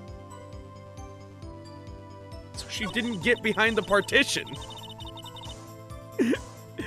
Oh my gosh. You don't have to stop, Ashlyn. It's just that I'm not gonna read it out loud. Oh my gosh. You're free to say that. I'm just not gonna read it out loud. Ah, yes. When I arrested her, she mentioned the muffler. I saw it all, how she tried the phone on the wall, but had to use her cell instead. Chief Prosecutor made to escape, but against Angel Star, resistance is futile. Do you think you could restate your testimony for the court? Aha! I was going to ask the same thing.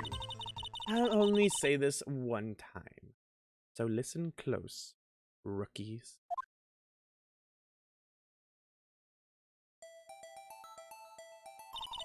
The chief prosecutor stabbed the victim, ran behind the partition. Then she picked up the emergency phone on the wall, but it was out of order.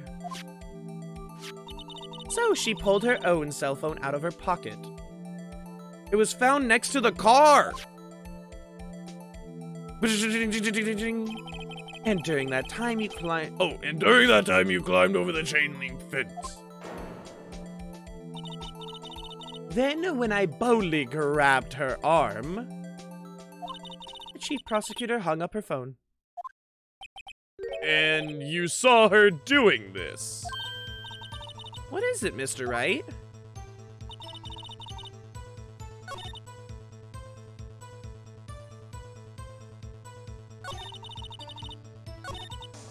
Okay, so she grabbed her arm.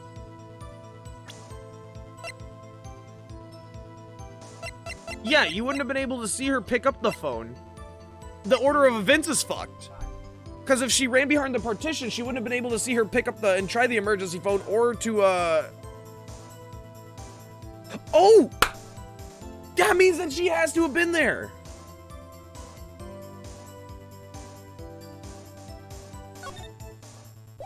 Yeah.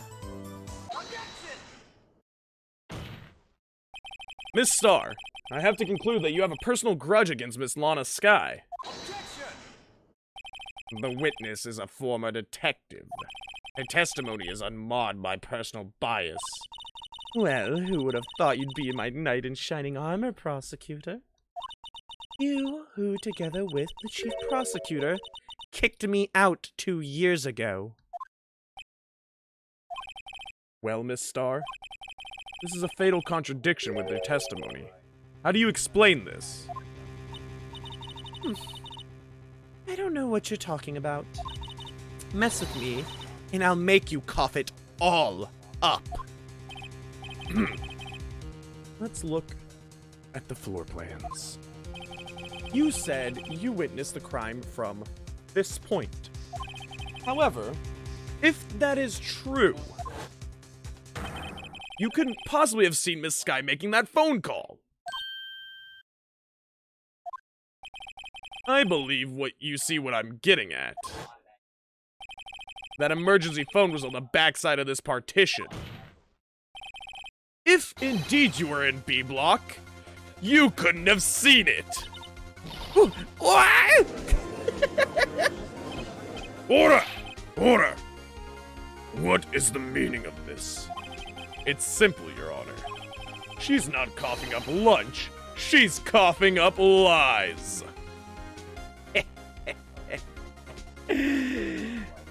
Phoenix with the one-liners again. How does he do it? It's okay to laugh. It's okay to be rolling in your chairs now, courtroom. I'm a comedian second. I'm a lawyer first, comedian second. An entertainer third. And lovable idiot fourth. It's okay to be a little smitten by my presence.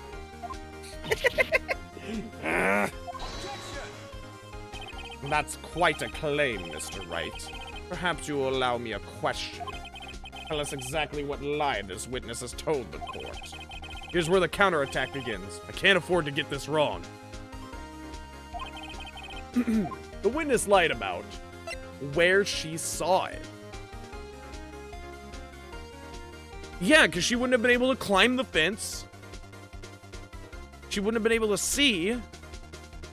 But it was her there. Wait, no. Because the picture.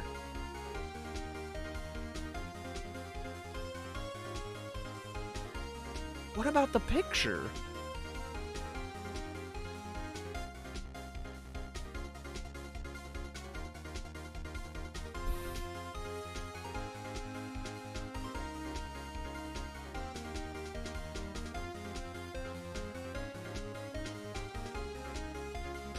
No, she would have had to have been in B block then.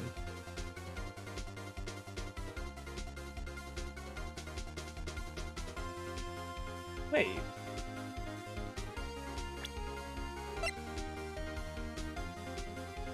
She's behind the chain links.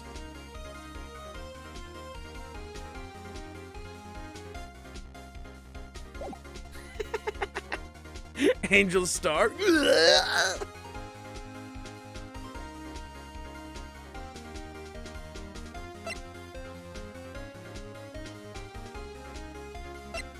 It would have to be what she saw, right?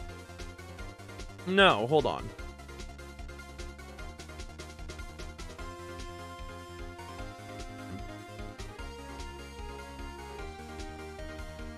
This is actually like stumping me. I'm gonna say where she saw it, but I feel like this is wrong. Miss Sky tried to use the emergency phone, but it was out of order. What is significant about this fact? Nothing. Therefore, it would be pointless for Miss Star to lie about it.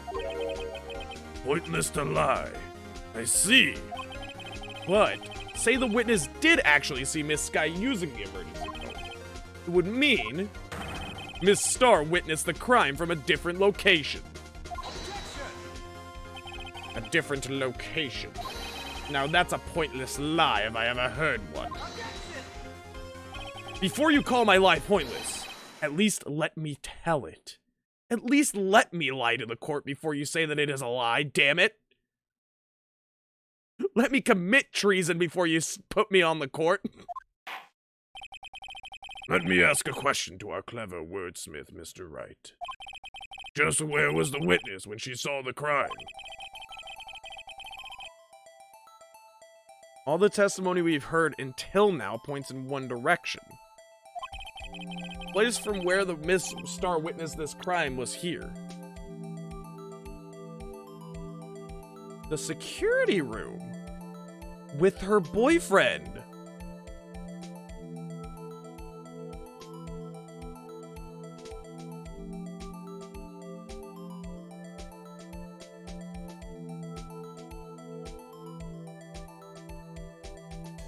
Right?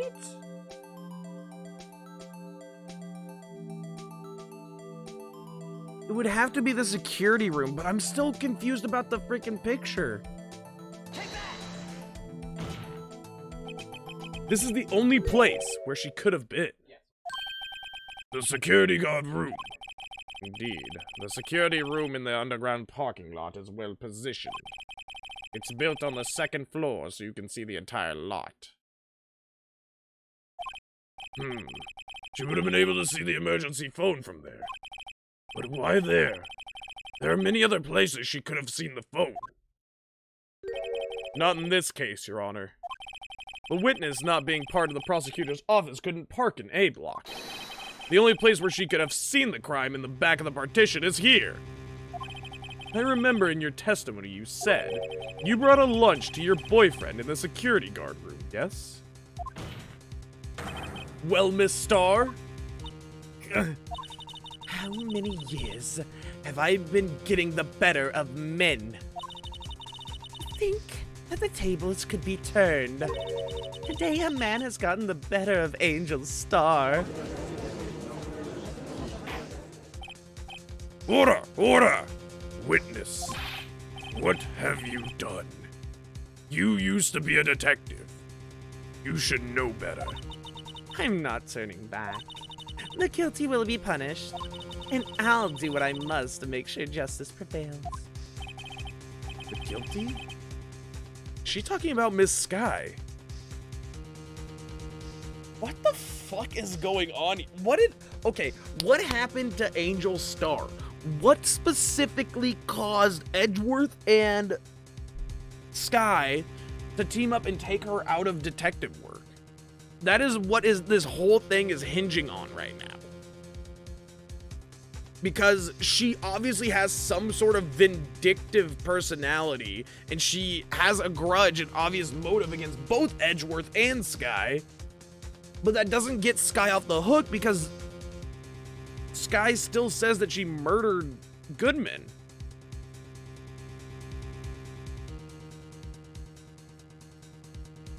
Oh, What did she do? Ugh. Brain hurty. Mr. Wright, doesn't this strike you as odd? Why did Miss Star lie? It doesn't make sense. Huh?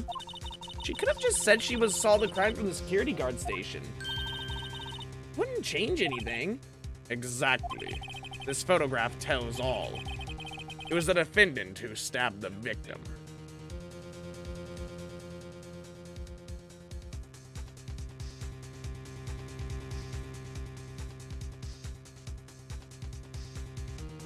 But no. It doesn't tell us anything, because if she was in the security guard office, then she couldn't have taken this photo. This had to have been, like, way before, right? Because she...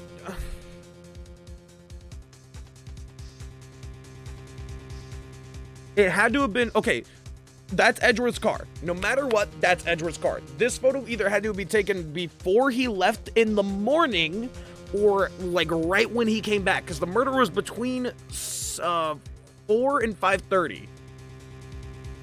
His car didn't get back until 5:12. If this was taken at 5:12, she takes 3 minutes to go up, give the food to her boyfriend, looks back down, sees the Lana coming back and opening the trunk again, and then she sees Lana go and try and call.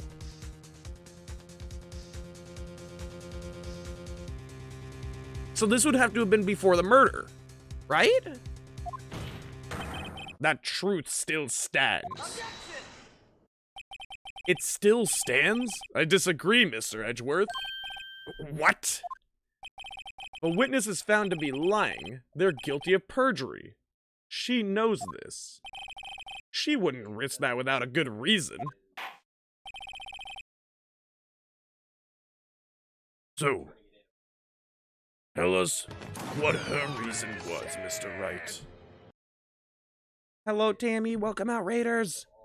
I hope everybody's having a wonderful day. Welcome out to Anime Drama. How was your stream, Tammy? Thank you so much. I appreciate it. How are you doing? Let me get that shout out for you. You're playing Left 4 Dead 2? Dude, how are the Left 4 Dead games? I hope they went amazing. But welcome out, Raiders. I'm Lucid. I play games on the internet. I'm sure that a lot of you guys probably know me because Tammy sends a lot of love our way. But if you don't, I am Lucid. I play a lot of games on the internet. I play a lot of roguelikes, RPGs, FPSs, and we're playing a visual novel right now that I'm sure a lot of you, I don't know, it's pretty rare. Not very well known. We're playing something called Phoenix Wright? Ace Attorney, I believe. So if you guys don't know it, it is, we're a Japanese lawyer, and we're trying to get to the bottom of a murder case right now.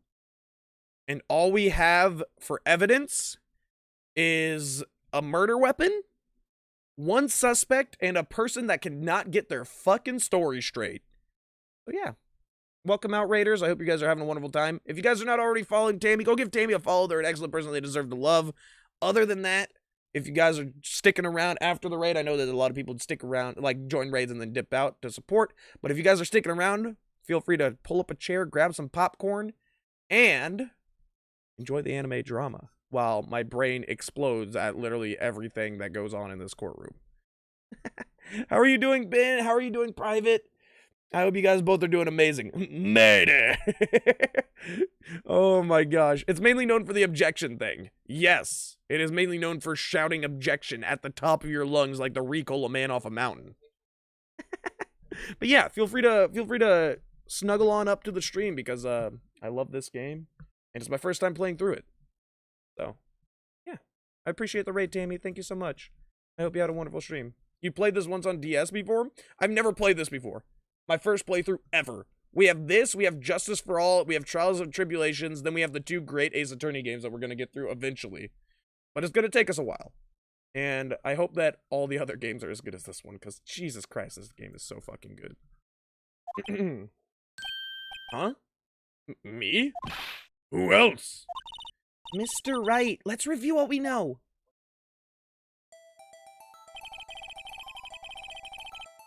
Miss Starr witnessed the crime from the security guard station. But she lied and said she saw it from B block. We must make a vital difference, but what? What would change?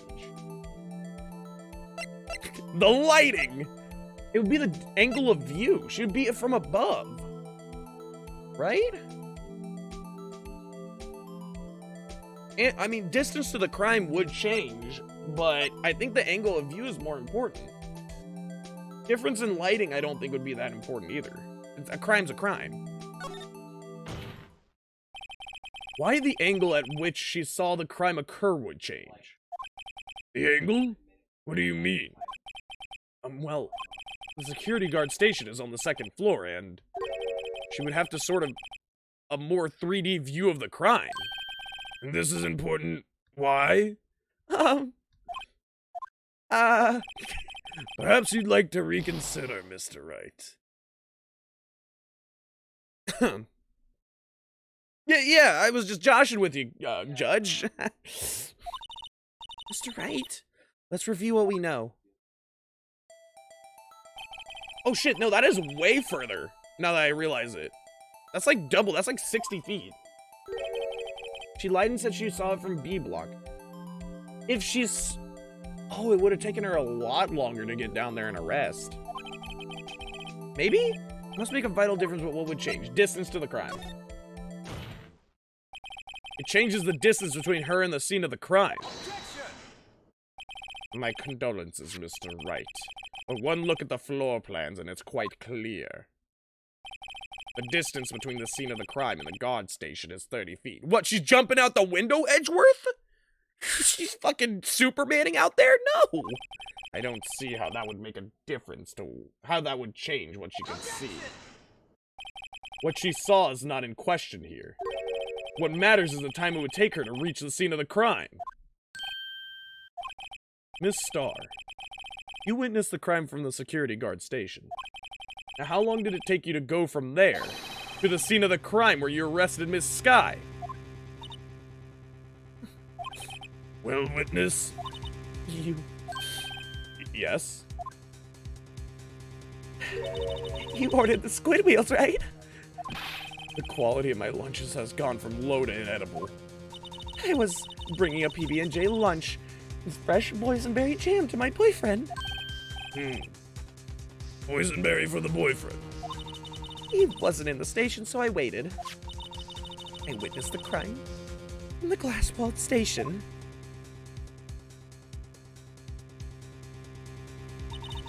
And before I knew what I was doing, I found myself running towards the scene. The door was locked. I couldn't open it. Oh my... It's gonna show the whole thing. That's why I had to go through the visitors parking in B block. That's quite a detour. It probably took me at least 5 minutes to get to the scene of the crime. 5 minutes? This changes things considerably. But it was that woman over there in the defendant's chair who stabbed him. I know it. I have photographic evidence. I swear it. I swear it on my finest plastic spork. That's, like... Plastic's pretty cheap. I'm just saying it's not a very big bet you're putting out here. You can always just buy another plastic spork. Leskill, what's going on? I hope you're having a wonderful day. Welcome out to the stream. You have a point. The spork is a wonderful invention. KFC agrees. Would you like another caviar lunch? Absolutely. Oh. Mr. Wright, you have to do something. Have any evidence to stop this?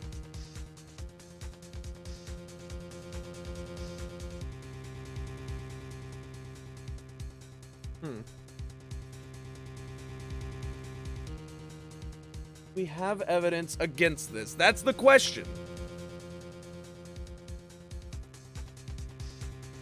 If it took her 5 minutes to get from where she saw it to where it occurred, it would be 7:12 to 7:17.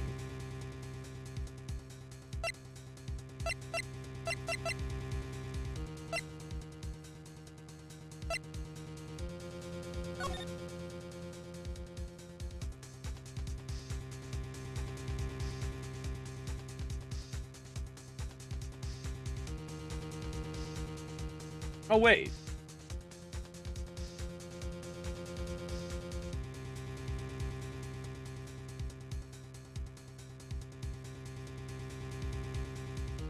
Time of death, February 21st, between 4 and 5:30 p.m.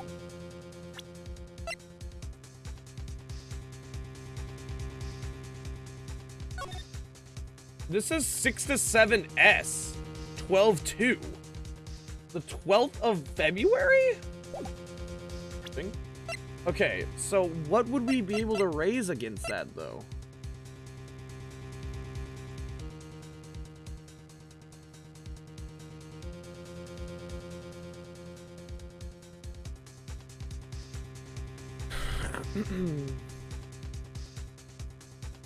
'12 is when Edgeworth came in. The drawing kind of reminds me of Mortal Kombat. Are you talking about just the art style of this game? I can see it.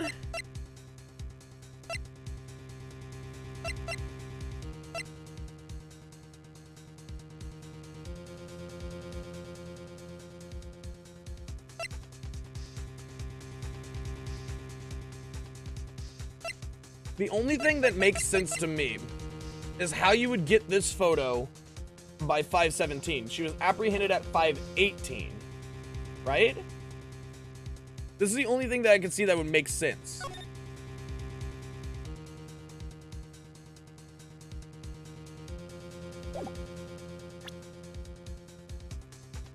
If she saw it and she ran back around,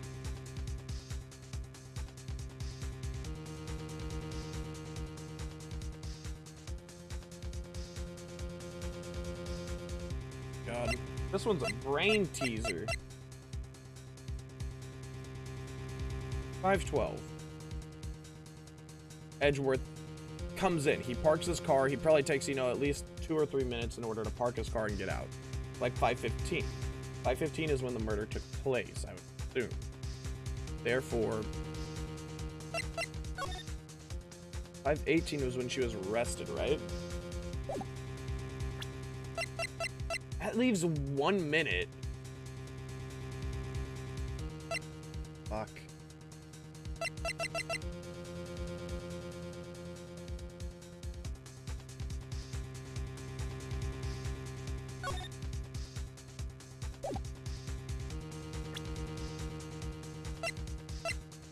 Wait, where is the contradiction?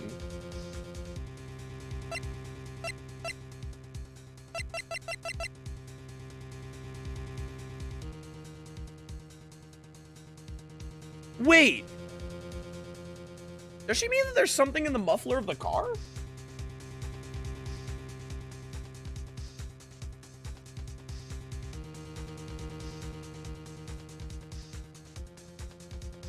I actually don't know what this is. I actually don't know the contradiction here. Do I have any evidence to stop this?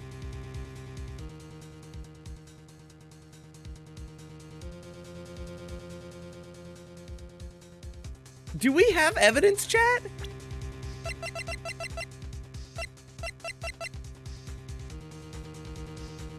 On karma, no, that wouldn't do anything.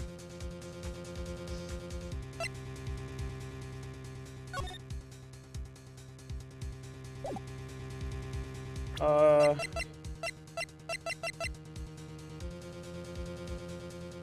feel like you wouldn't have been able to get this photo, right? I'm gonna save before this because we are freaking far into this trial. I don't want to like fuck it up. I honestly think we have no evidence. I'm gonna raise an objection. 5 minutes between the witnessing the murder and the arrest. Think about it. You can make pasta in that amount of time if you like it al dente. I've got lunchboxes that type pasta into knots, rookie. Oh, God. A 5-minute blank. Isn't that strange? Strange. You are a criminal. What would you do with 5 minutes, Your Honor? Well, I guess I'd flee the scene. Hey! Don't get the wrong idea. I didn't kill anyone. But you have the instincts of a killer. You would run, so therefore you did murder him. But this time was different. Miss Sky. Oh, fuck. Miss Sky dawdled at the scene of the crime. She even had her picture taken. No true criminal would act this way. It's inconceivable. Yeah. That's bullshit. It totally depends on the pasta. What if you were making lasagna? Well then, it seems we've come to the end of this testimony. The witness has a grudge against the defendant, and a blank in her testimony. Mr. Edgeworth, is the next witness ready to go? Fortunately, I appear to have overestimated this witness on account of her professional history. We did it! We screwed that can shut, Mr. Wright. Cans don't screw. Yeah. That was too close. I'm afraid that the cough-up queen has been dethroned. And with that, court is adjourned.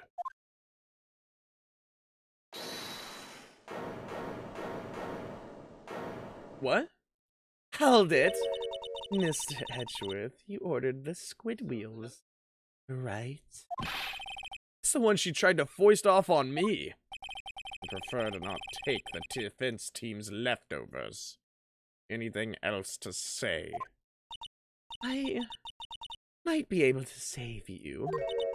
I have decisive evidence. What was that? Is this another one of her trick lunchboxes? My apologies, but we have no further questions to ask of you, Miss Starr. Ah. Is this your jumbo lunchbox? A triple-decker! They've never heard of it. It's inconceivable to the mind. The taste buds of my mouth are absolutely tingling at the thought of what could be in those mystery boxes. And before they're all empty as he's tearing through them. Out of deference to the witness's determination, I'll allow one more testimony.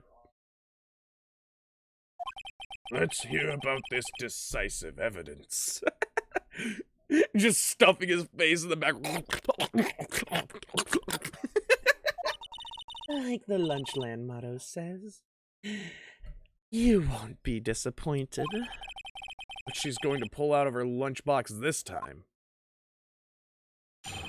Decisive evidence. I should have mentioned those 5 minutes when I wasn't looking at the crime scene. And now, to the matter of the victim's shoe. Did I not bring this up? 2 types of blood were found on this shoe. One was, of course, the victim's, and the other blood type matched that of the defendant, Miss Lana Sky. This shoe proves it. It's flawless, decisive evidence. I'm sorry, man, but this wasn't a curb stomping, this was a stabbing. What? There was blood found on that shoe. Try Lunchland for all your lunch and decisive evidence needs. Witness, what's the meaning of this? Why is the first time I've heard of this evidence? Simple. As I've already said. I don't trust you with evidence, Mr. Edgeworth. This is literally obstruction of fucking justice. I don't care if her evidence is decisive or not. If it is conclusive to the case, she should be in jail right now. That's why I took the liberty of investigating this myself. And you had blood tests performed. Didn't I mention? I have 3 boyfriends in forensics.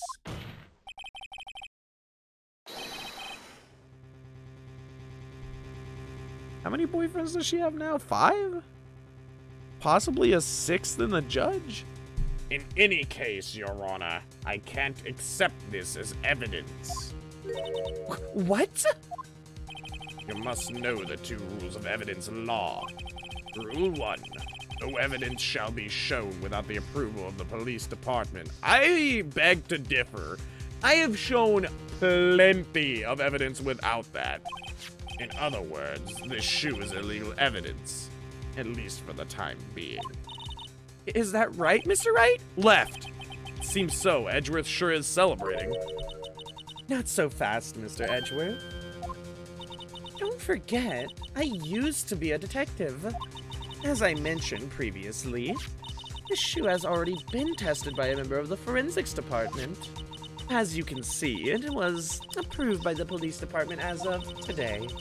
Even the general public can produce official evidence, Mr. Edgeworth. Is that right, Mr. Wright? Left! It seems so. Edgeworth is looking pretty sullen.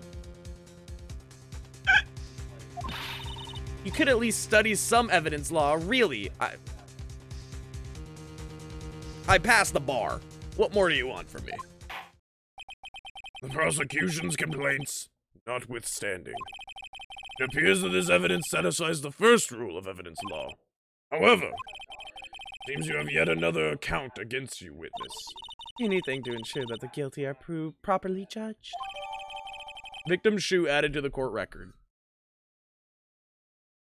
Okay. Very well, Mr. Wright. You may cross-examine the witness.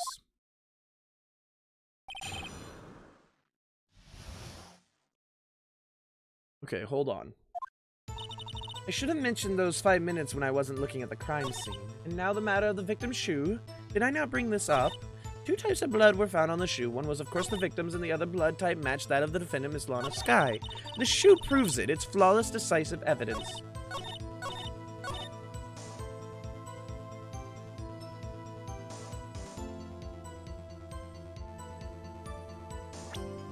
Okay. It doesn't prove anything.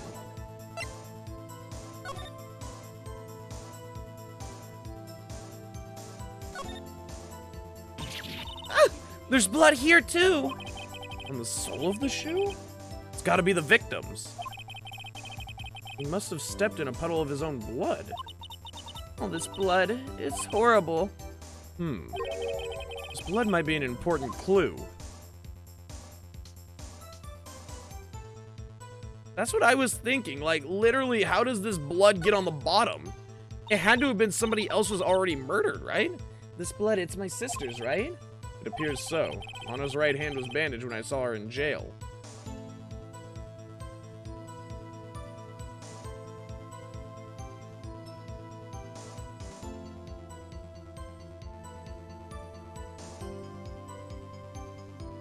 Oh, I think I know what happened.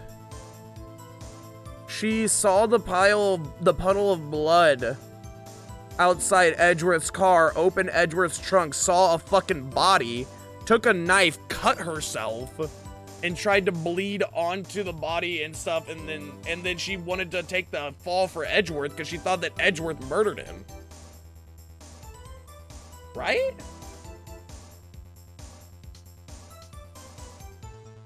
That makes sense.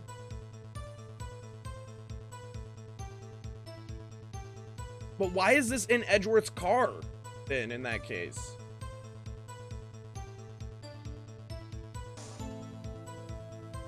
Because that still is yet to be, like, decided. Why is this in Edgeworth's car? She must have cut herself at the time of the crime. Poor sis.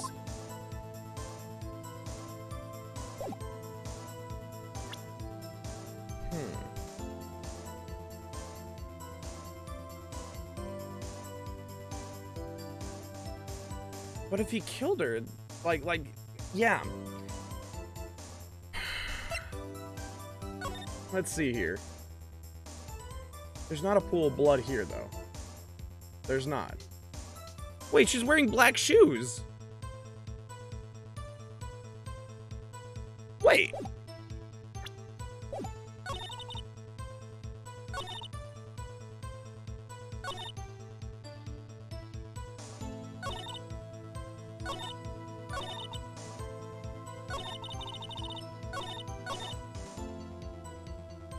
The victim's shoe. Okay. So the victim is Robert Goodman, so that doesn't matter. Her shoes don't matter.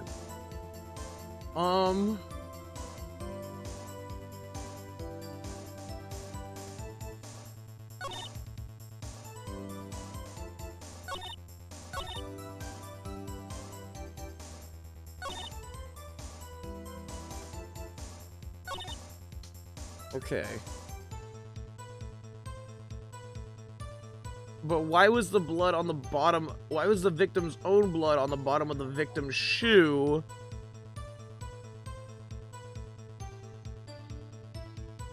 If he was in the trunk. Huh. I'm gonna press and see if anything comes up. Why did you lie about those 5 minutes?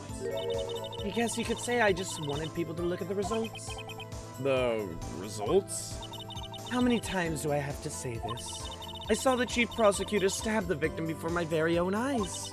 Compared to that, a 5-minute blank means nothing. Then why didn't you just tell the truth? Don't make me laugh. We're dealing with the most untrustworthy of the vile lot known as prosecutors. Falsified evidence, arranged testimonies, erasing and manipulating evidence. When you fight monsters, you need to use every trick in the book. This when the suspect is admitting she's did it? But false testimony is the most despicable crime of all, Miss Star. Let's just get this over with. Okay, why didn't you bring this up sooner? And you found this shoe at the scene of the crime. I detained the chief prosecutor and notified the police department. I wanted to make myself useful while I was waiting for the police to arrive. So like an ill-trained pooch, you snuck off with a shoe. I was afraid someone would erase the chief prosecutor's crime. This shoe is my secret weapon if that should happen. See this fashionable basket I have here? It carries more than lunchboxes, ladies and gentlemen. I'm happy for you and your lunchbox bag. Really. In any case, you removed valuable evidence from the scene of the crime. Now tell us what you did next. 2 types of blood were found on the shoe. So you brought it to the forensics department. If you're going to submit something as evidence in court, you need it approved. To do that, the evidence must be analyzed by a forensics expert. And she got away with her little coup because she used to be a detective. The shoe does appear to have bloodstains on it.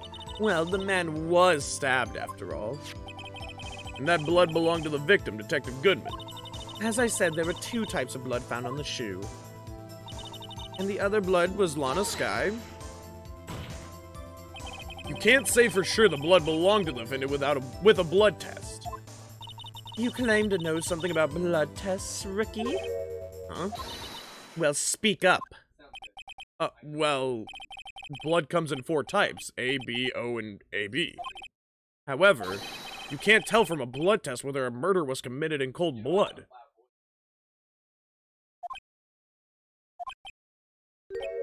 That's just a figure of speech, Mr. Wright. Actually, we can differentiate between millions of types with all the blood tests out there. Which means that we can more or less narrow any sample of blood down to just one person. Or so I hear. That's pretty specific. If I had a little more time, I would have gotten DNA test results. But they said there's very little doubt it could be anyone but Miss Lana Skies.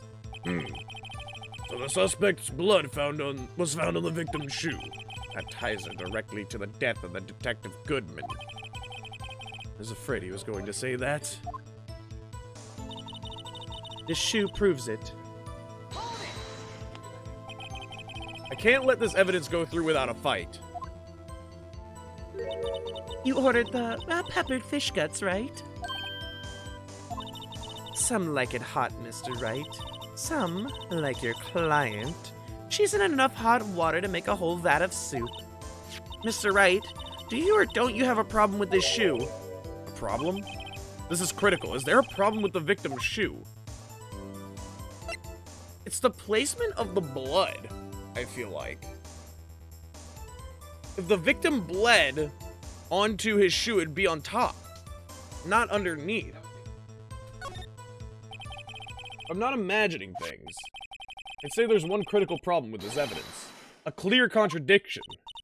That gleam in your eyes. You're still young, rookie.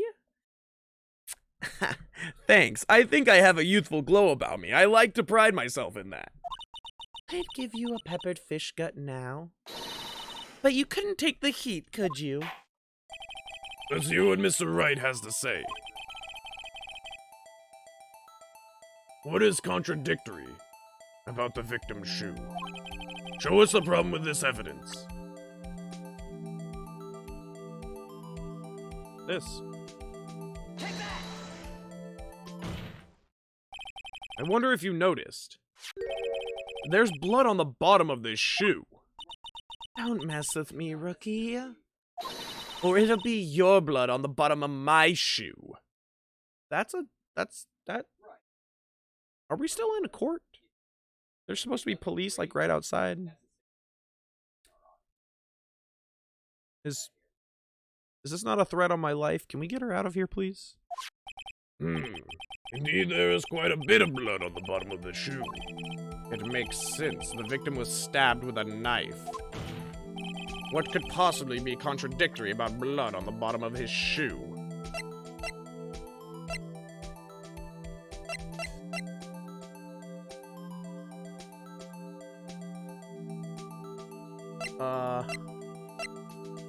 Shit.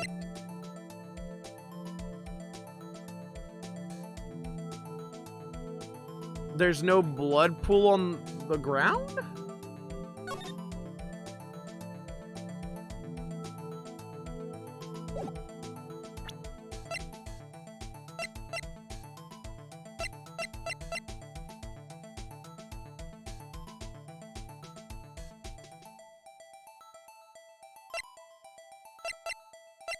Hold on, let me read this real quick. Loss of blood from chest wound. Chest wound was caused by a 4 or 5-inch knife. A single stab wound was found.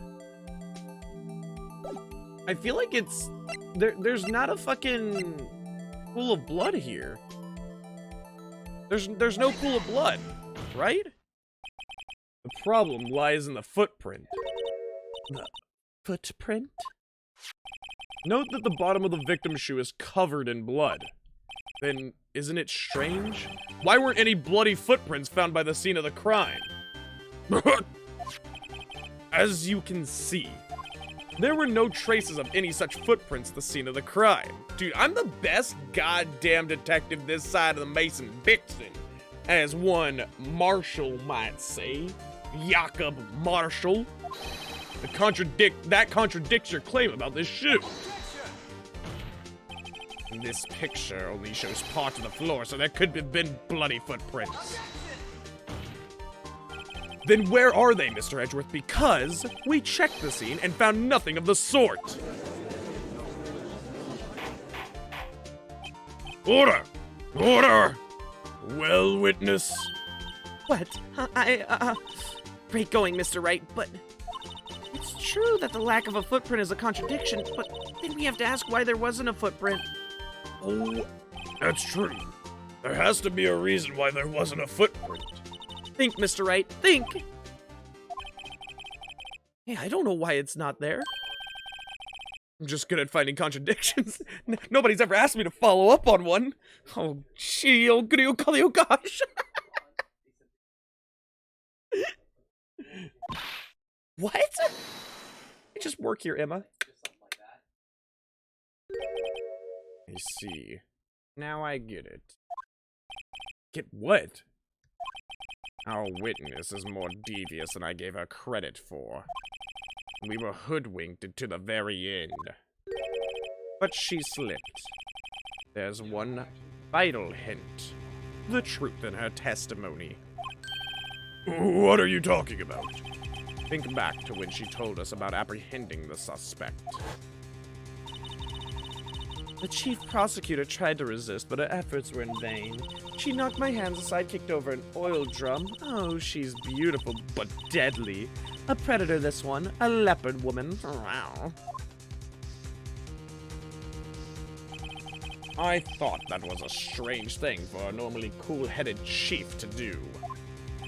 No kidding. Now, witness, allow me to ask a very simple question. This oil drum, was it empty? Oh, Not sure I like your attitude, Mr. Edgeworth. Though apparently you're not the slowest conveyor belt in the lunchbox factory. Witness, well, was the oil drum empty? The oil drum kicked over by the chief prosecutor was brimming with water. What's going on, Emerald? How are you doing? Emma's already a better Mia than Mia.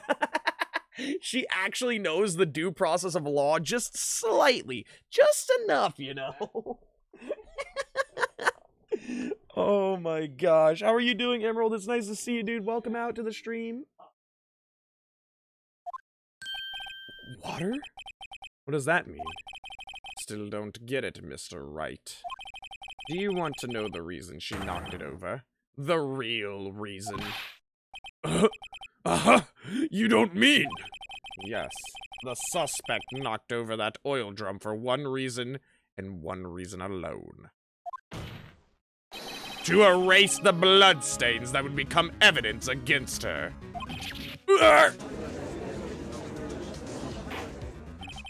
That ties things up quite nice. The bloodstains left on the victim's shoe tie her quite clearly to this murder. Then, after the deed was done, she knocked over the oil drum to erase the telltale signs. Just like the company went under, so shall the evidence. 10 minutes ago, it was your birthday. Happy belated birthday, dude. I hope you had a good one, and I hope that everything went well for the birthday. Water isn't enough to get all the blood off of pavement, though. If it's fresh enough, maybe. Because it was a murder, and immediately she dropped the water. It wasn't dried. So that's the thing. That's what I'm going off of here. If it was good enough pavement done, if it was smooth enough, it would have worked. I think enough for, obviously, the footprints to be gone and the pool of blood that was left to be gone as well. Why, that's a prosecutor's specialty. Erasing evidence. That reminds me. This guy's right hand was hurt. Didn't she say she'd cut herself when she stabbed him? So that's when my sister's blood got on the shoe. Well, I see no reason to prolong this trial. Mr. Wright, do something, please. What? What can I do? Your sister has confessed to the crime and she tried to conceal it. But... Enough. There's no need for further debate. The verdict, Your Honor. Very well. But Angel Star is on the prosecution's side. She could have been lying about the water. The court finds the defendant, Miss Lana Sky. I knew it was coming. Little girl. What did you just say? Huh? Me? Did you just say that I, Angel Star, was on the prosecution's side? Well, yeah, you are. You're saying my sister hid evidence by erasing the bloody footprints. Well.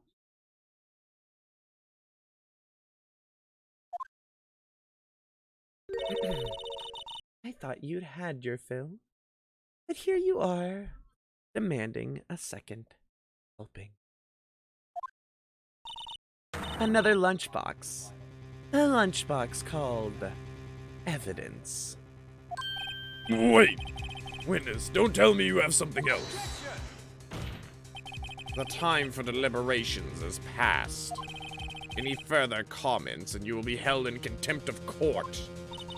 Your threats don't scare the cough-up queen. Look at this.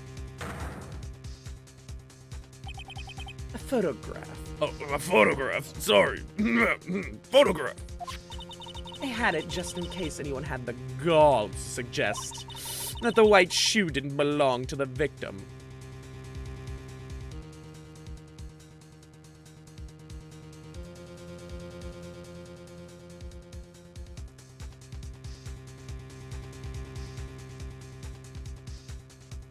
Add that to the court record for me real quick. Add that to the court record for me real quick. I have a little bit of something to do with that.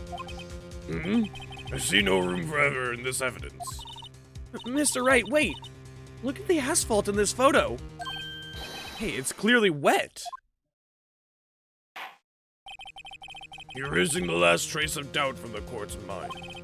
Immediately after the murder, the crime scene was washed with water. I'm sorry, Mr. Wright. guess I couldn't help after all. It's not your fault. I knew I couldn't win this case from the beginning.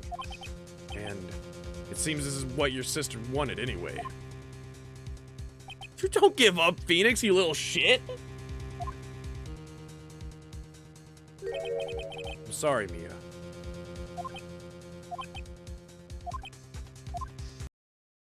Right. Wet or not. Oh, fuck. Is water wet?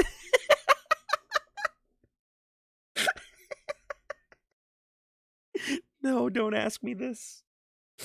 Wet or not, don't be so quick to throw in the towel. Get yourself up off the asphalt. Take another good look. Don't give up. Not until the bitter end. This is the last piece of evidence. Very well. This time, I'd like to declare a verdict for good. Objection! Mahogany! Your Honor, wait. What is with you? Can't I hand down my verdicts in peace anymore? Whatever it is, can it wait? No, it can't. Then it will be too late. Look at this photograph. The last one submitted. The last time I'm going to ask this of Nickelback. But play us out, boys. This trial isn't over until we give each piece of evidence proper consideration. So, Wright, are you saying there's a problem with this latest piece of evidence? Yeah. I'll think later. Yeah, there is a problem. Right or wrong, I've got to go ahead with this. I suppose since we've come this far, we should give every claim a fair shake. Very well, Mr. Wright. Show the court what the problem is with this photograph. The muffler! The muffler! The problem in this photograph is here. What's this? There's something poking out of the car's muffler. Wait just a moment, Mr. Edgeworth. Your Honor. You just said muffler? However, I see no trace of a muffler or scarf of any kind in this photograph.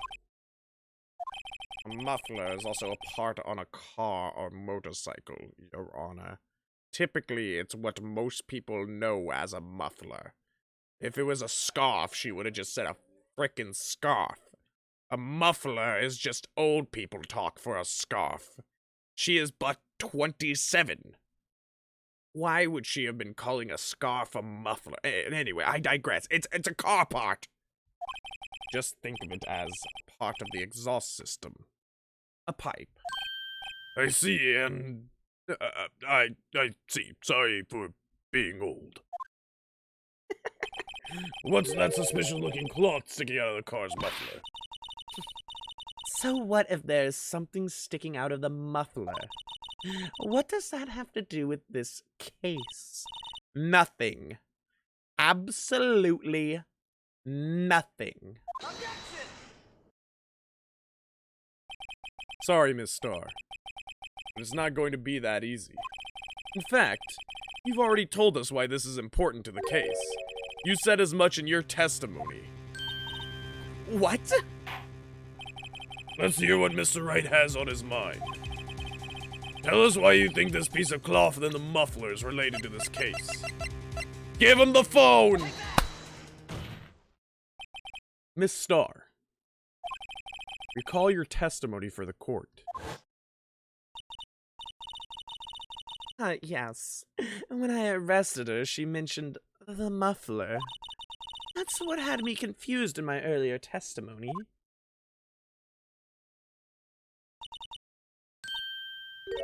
Muffler? Could it be that the muffler you heard mentioned was actually this exhaust pipe? If so, that means this piece of cloth is vital evidence.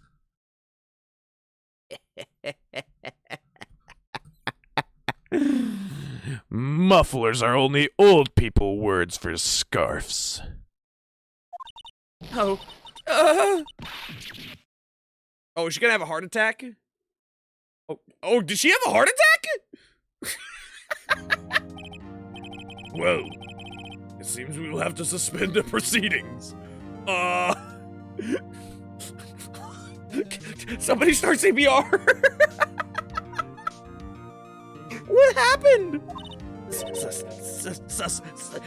Suspend.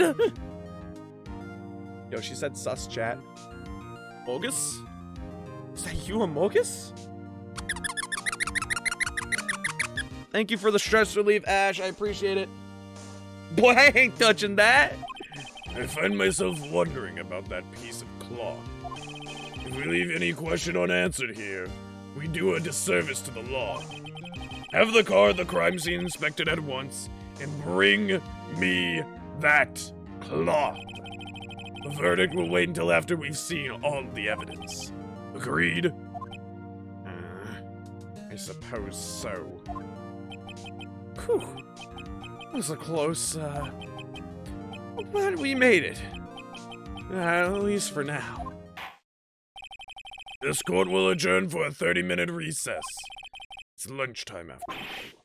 He's still hungry? To be continued. Holy shit.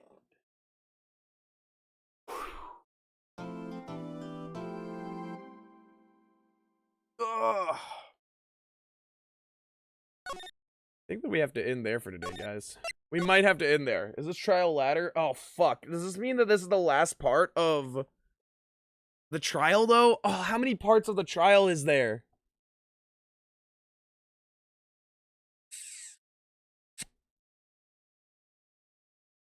Is this the last part, chat? Hold on, let me look up if this is the last part. How many parts to case 5 Phoenix Wright?